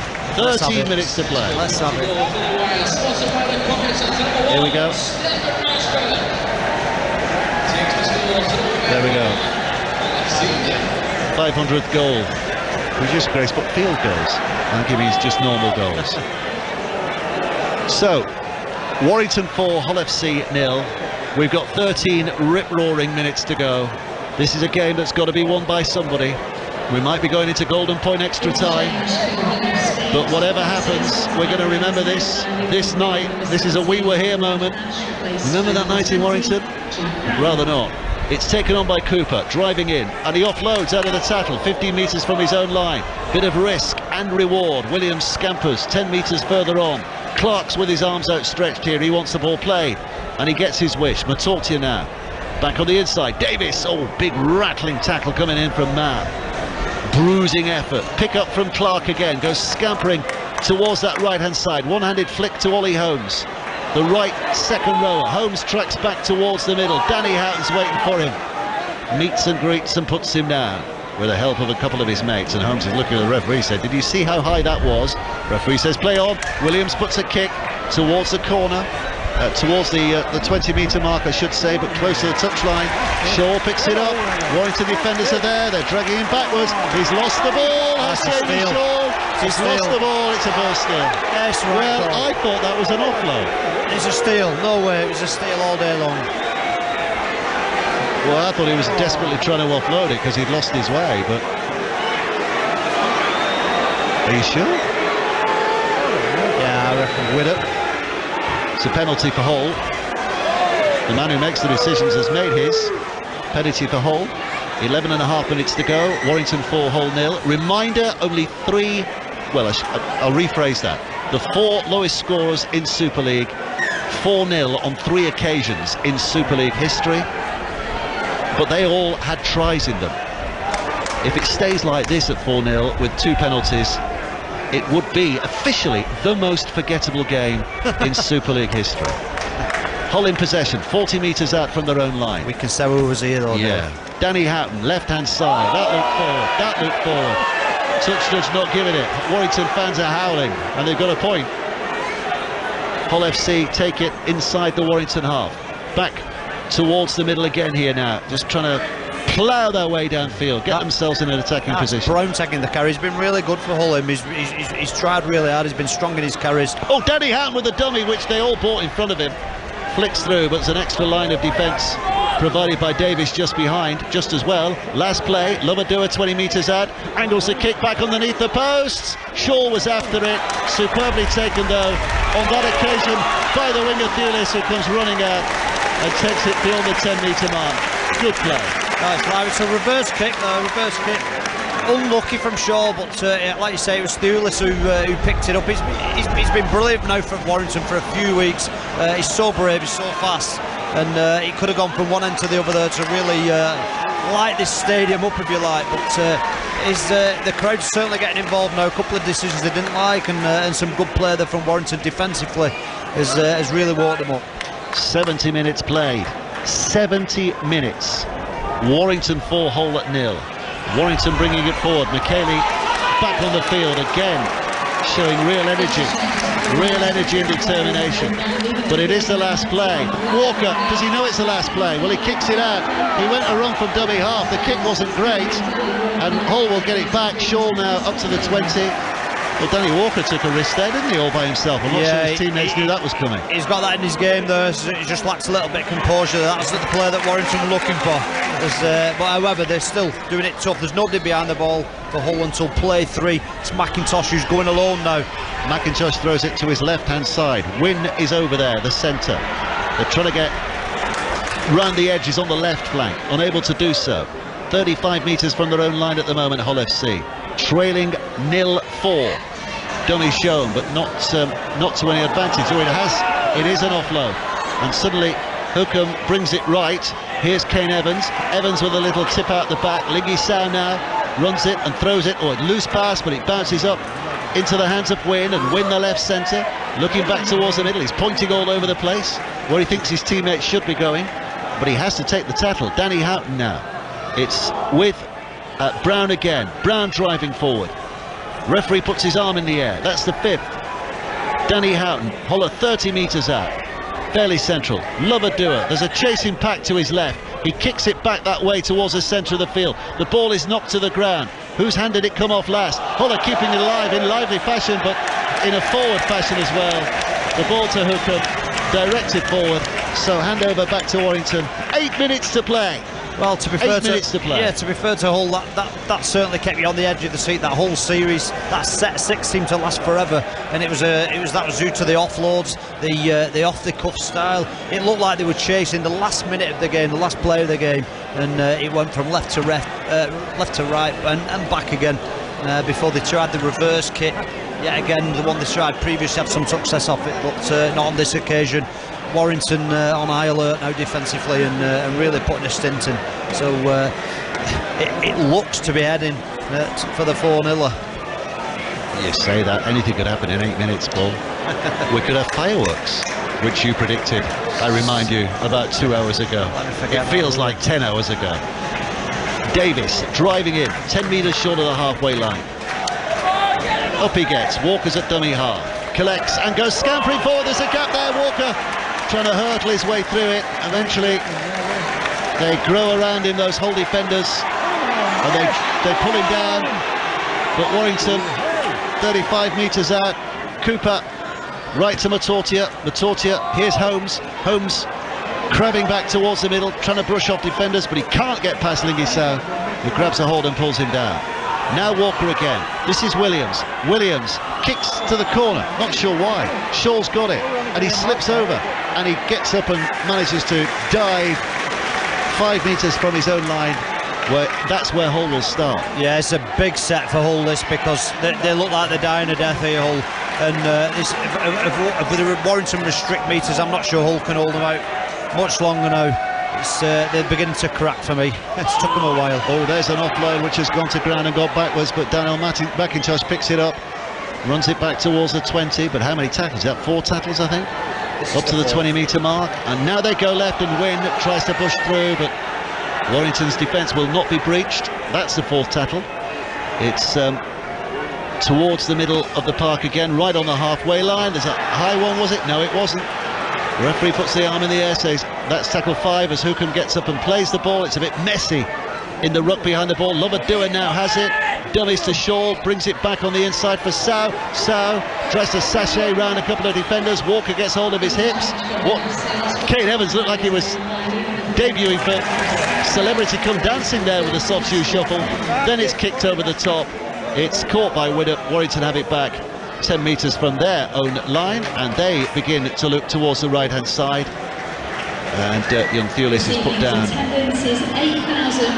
15 metres out. Here comes Connor Wrench. Wrench running it forward. Less than 6 to go. Penalty for Warrington. Penalty for Warrington, far side.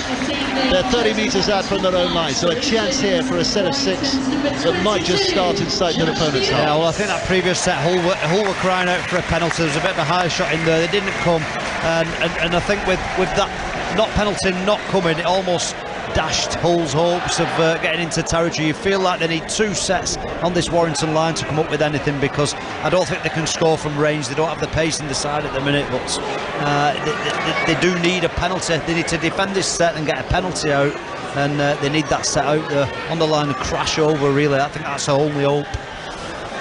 5.5 minutes to go. Warrington 4, 2 penalties by Stephen Ratchford.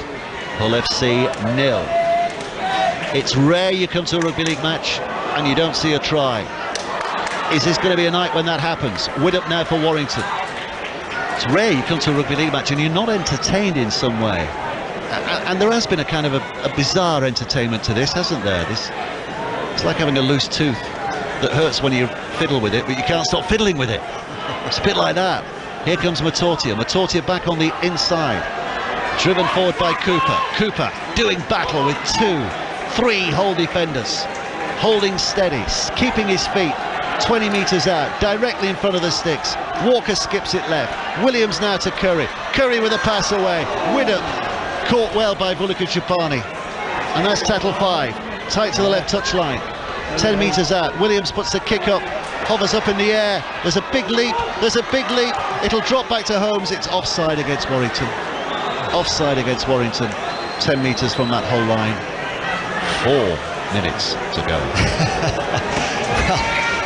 Well, it was a good crossfield kick from Williams, to be fair, left to right, but was he give offside from the Warrington players? But they were numbered up. They had the numbers, Warrington. It looked dangerous, but as has been all night, it just ended in a failure, in a letdown, really. But again, I think this is Hull's last chance. There's 4 minutes on the clock. They really do need a penalty or something to enable them to have that second set on Warrington's line. Danny Houghton out of dummy half. Here comes Taylor, who we've seen too little of in recent couple of years because of injury, but always good to see him on the field. Danny Houghton out of dummy half again. Lovadua with the pass away. Shaw's getting involved here. So is McIntosh, who tries a flick pass. It's knocked down by a Warrington hand. This is the chance. Knocked down by a Warrington hand. So head and feed for Hull at the scrum. They're rushing to get there. They want to give themselves as much time as possible. The clock's counting down, but there's still over 3 minutes to go. So quite obviously they've got a full set of 6 here at the very least. It's a golden point written all over it. Do you reckon? I do hope so. I really do hope so. Can we have a toilet break and just a golden point and sneak out the back door? Anyway, keep your chin up, Paul. It's Hull FC. Here's Lovadua on that left-hand side. Gets the pass away. Oh, it's ball that bounces to the ground, but it's been picked up. It's been picked up, and over on that far side, is it Wynne, who's very close? It is. Stopped close to the corner flag, and now a head down in a barge from Lane, who's held up a couple of yards away. Danny Houghton goes out of dummy half. The short pass. Taylor over the line. Push back again. Not quite going to get there. I think that's 3 tackles gone. 3 to go. Hull FC right on the line, trailing. Warrington 4, Hull 0. Lovadua puts it out to this right-hand side. Shaw with a pass away. The numbers attracted. Vulika-Chupani closing in, but the number of Warrington defenders. This is really good stuff from Warrington in defence. And Hull throwing everything at them. Then the kick into that in-goal area. It's missed. Oh, and there's a dive, but it's not. Oh, the referee's going for a video referee. He's going for the video replay here. Yeah, the Hull fans behind the sticks weren't celebrating. No, I think he's going for the restart. Who knocked it dead? Yeah. I think it's a 22 tap. Oh, the ball bounces in the... Yeah. It's not a try. No, it's definitely not a try. They're looking who's knocked it. Oh, it's good dropout. So here we go. We've got 2 minutes. Hull again. Yeah. This ain't helping Hull. They need to get on with this. Rule the try out. They need to get on with this quick. I think it was Widdop's hand that was touching the ball that sent it dead. So, drop out from underneath the sticks. 78 minutes play. He went early on the kick there, Lovadua. He's gone on play 4. It's a bit of a risky play, but it's paid off for him to get another crack here. But Warrington defending really resiliently at the minute. And this is the last chance for Hull. This is definitely the last chance for Hull. A set of 6, and then they've got to give the ball to the other team. unless they can put a real attacking kick in or create a try. Lovadua tries to put the step on, but 2 Warrington defenders are waiting for him. So 2 tackles gone, 15 metres out, minute and 50 to go. Hull FC again. Houghton goes to that left-hand side. Brown. It's a nervousness to the crowd now. Warrington will lie on because the penalty's no detriment to them now. Danny Houghton, left to Lovadua. Lovadua with a short one, urged for the line again. Hull fans nervous behind the sticks, bouncing up and down on their toes as they watch this. It's a short pass, but there's nothing on there for Brown. Too many Warrington defenders. One more play, Houghton picks up, back to Lovadua. Lovadua now puts the kick to the in-goal area. It's taken by Widdop. Widdop will take the tackle. Another drop. Minute and 14. So we've been saying this for the last 10 minutes, but this is the last chance for. It's the fireworks. What a game. Well, unbelievable. It's memorable. It's been a shocker with a great finish. Yeah. Here we go. Into Wigan have beaten Toulouse, by the way, by 40 points to 6. Abbas Miski with 4 tries. 59 seconds. Here we go. Big kick downfield. Good kick. Jamie Shaw will catch it on the halfway line, gives it to Scott Taylor and says, go on, Scott, have a go. Taylor runs it across. Felled like a giant oak, 40 metres out. Danny Houghton goes to... There's a weariness to both sides at the moment. It's taken on by Mao. Mao bowls it away when it looks like he was going to be tackled. Back to Taylor. Here now comes Kane Evans. Evans drives it in. 30 metres away. 30 seconds to go. Danny Houghton picks up, collects. Lovadua with a pass back to Shaw. Shaw tries a kick, hits a Warrington player. Referee says another set of 6. That doesn't really matter because there's only 15 seconds to play. So there's only another couple of tackles. He's reset it as well because of the messing around at the play the ball. Now it's taken on by Sow. Sow to Danny Houghton. Houghton kicks towards the corner. It's all on this. Oh, it's spilt by Wynne. The ball goes to ground. It's a penalty for Warrington, but it's not gonna have any effect because the hoot has sounded. The referee had already given the penalty, so we have to go through the simple task of the penalty being taken. Darryl Powell puts his hands on his head. He'll have never seen anything like this, I'm sure, as a professional coach. Neither Brett Hodgson. Well, it's not quite finished yet. Everyone's celebrating, but it's not quite finished. Oh, it has finished now. Now the referee says that's it. It is all over. Paul Rowley, we've seen history tonight. The lowest scoring Super League game without a try scored. 2 penalties. Stefan Ratchford in the 45th minute and in the 66th minute. And that was good enough, I use the phrase advisedly, for Warrington to win the game. Yeah, absolutely. And do you know what? I've like you, Buds, I've been here quite a lot at Warrington, and these fans are very, very happy. They're walking away, they're absolutely ecstatic because, as you say, it's been, in a weird way, it's been a totally drab day, a drab game with a great ending, but they found a win, and that's all that mattered. A win, not the performance. But I don't know, I think it's the relief, it's a mixture of emotions, but everybody at this ground, all the Warrington fans, all the Warrington players, they're smiling, they're happy, and they'll celebrate this win, and this could really be a big turning point. I'm just watching the screen with Darryl Powell's face on it. It looks like he's won the lottery. I've never seen the guy so happy. Yeah. Well, I'm not sure who we're going to be getting here, but we'll be speaking to a couple of Warrington players, I'm sure. Producer Craig going over there, stalking across to grab a hold of someone. Well, who's the man of the match? I don't know. Is this George Williams? Is this George Williams that's coming across here? Yep, George is putting the headphones on. Well, have you ever played in a game like that before? Very strange game, but we'll take the win. We're pleased with the 2 points though. We've been probably a scratchy game to watch, but probably a fun one too. Yeah, good win for us. We're happy with the 2 points. And it all got very nervous at the end there, didn't it? Yeah, it was. Credit to Hull, they was throwing the ball about there. We was hanging on, but we found a way to win. That's the main thing. When you went for that first penalty, Stefan Ratchford in the 45th minute, did you feel that was the right decision at that stage? Do you know what? I was actually arguing it to play on, but it seemed crucial in the end, didn't it? We won by so. Like I said, we'll take the 2 points. We've still a lot to work on, but win's a win. And how important is that in the context of what comes next? in your season? Yeah, it's massive. It's massive for our confidence. We've been working hard for weeks and weeks, and we've been performing pretty badly. So we'll take the win. We'll have a good weekend, and then obviously we'll work hard again on Monday. George, thanks very much indeed. Strange night, but congratulations on the victory. Cheers, thank you. There you go, George Williams, and I'm sure we'll be getting more reaction as well to that incredible game. Absolutely incredible game. For all the right reasons, if you like. Well, I think through all this, the one thing we're failing to mention is that a great team like Hull FC have got a big 0 at the side of the name. So whatever it looked like, the Warrington team, that's some defence. To keep Hull to 0 is a fantastic effort in defence. We'll bring that up with Stefan Ratchford, who I think is going to be our next interviewee. It's putting on the headphones. Stefan Ratchford, never has 2 penalties meant so much to a team, has it?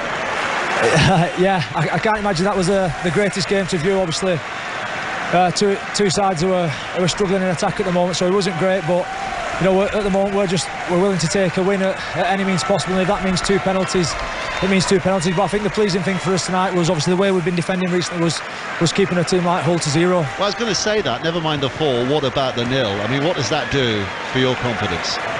Yeah, obviously we can take a lot from that. Like I say, I know Hull probably weren't at the fluent best, but you know, we've got to defend what comes at us, and they put us under a fair bit of pressure, especially that last 10-12 minutes, and we kept turning them away, turning up for each other. And like I said, the most pleasing thing out of that is keeping a team to 0. Have you ever played in a game without a try before?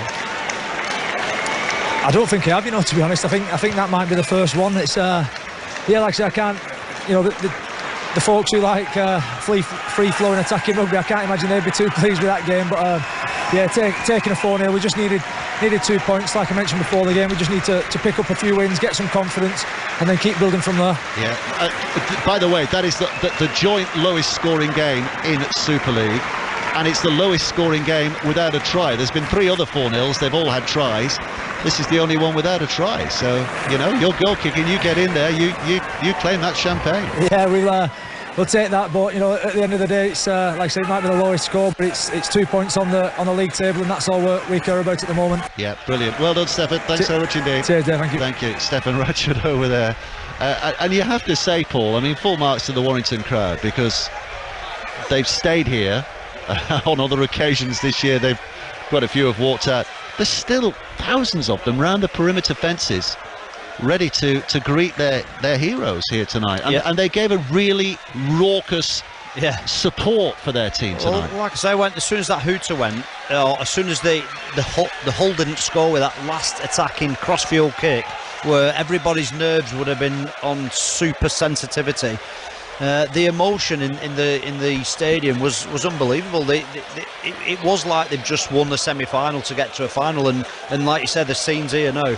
I've been here lots of times, but there's more people hanging around now than I've ever seen since I've been at this ground. So yeah, the relief, there's just so many emotions going through. But the Warrington fans, the Warrington players, the Warrington staff, everybody's absolutely buzzing, delighted with this win.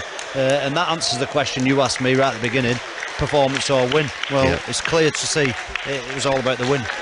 Mike Cooper is here now. Mike, it's an obvious question, and we've asked it a couple of times already. Have you ever played in a game like that before? Well, I was to and fro in. I have played in a few of them after 16 years, but I thought we showed a lot of character there, certainly at the back end of that second half, when we just kept turning them away. So it wasn't pretty at times, but you can't knock the effort there.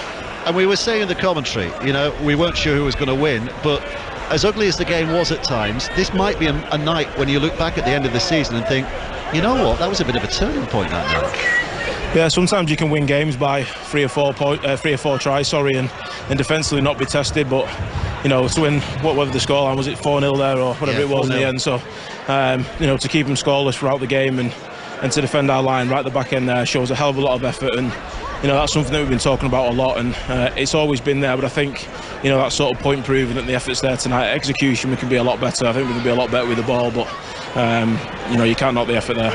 And just a word for your fans as well, because some really loud support, some real enthusiasm for you tonight.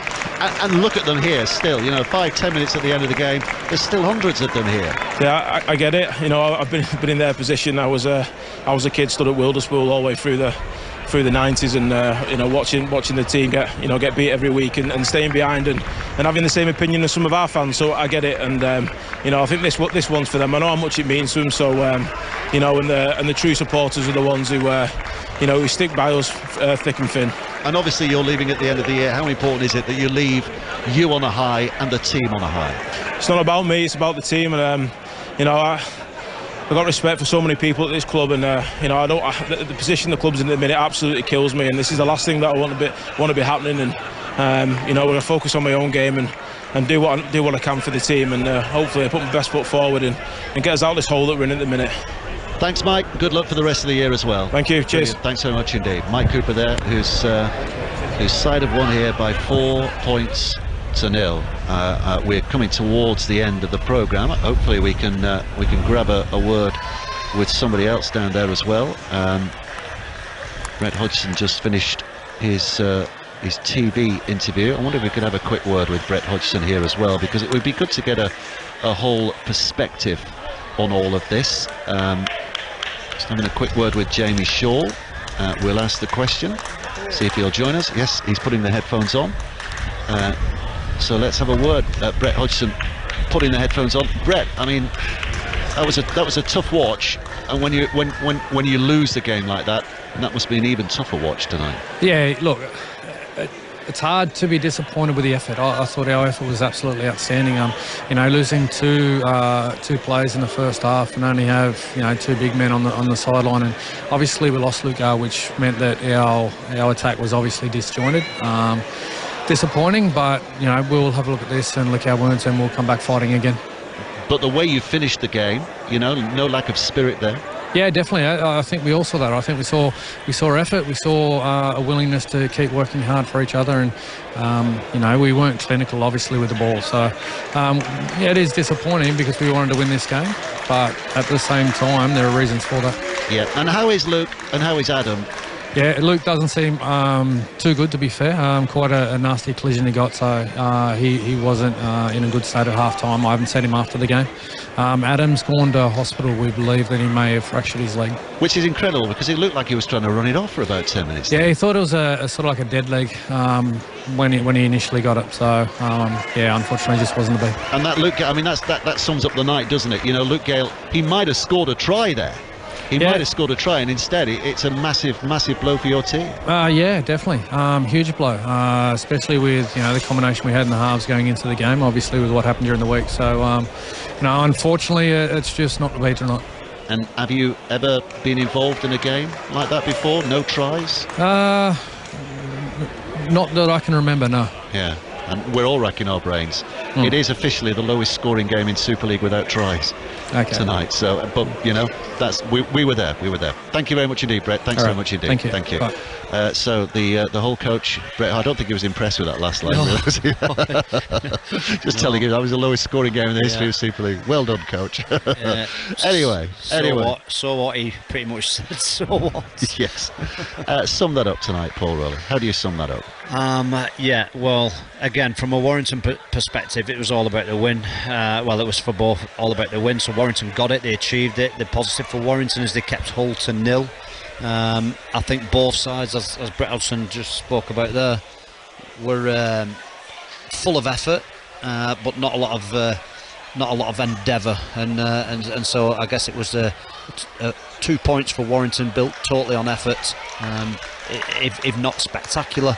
Very, very important, and very, very pleasing by the way that I'm looking at the smiles on the players, the coaches, and more importantly for Warrington, all the loyal supporters who've been absolutely brilliant, I must say, tonight, and cheered everything on, even the little wins, as they say, and there were some little wins tonight. Yeah. So Right, well, that brings us towards the end of the programme, right towards the end of the programme. Warrington 4, Hull 0, the officially lowest scoring game in Super League without a try scored. It's the fourth time in the history of the sport, in Super League I should say, that there has been a 4-0 scoreline at full time. Wigan winners easily tonight by, I think it was 40 points to 6 in the end against Toulouse. Lee have beaten Sheffield by 58 points to 4. Don't forget the Wheelchair Challenge Cup final tomorrow, 2:30.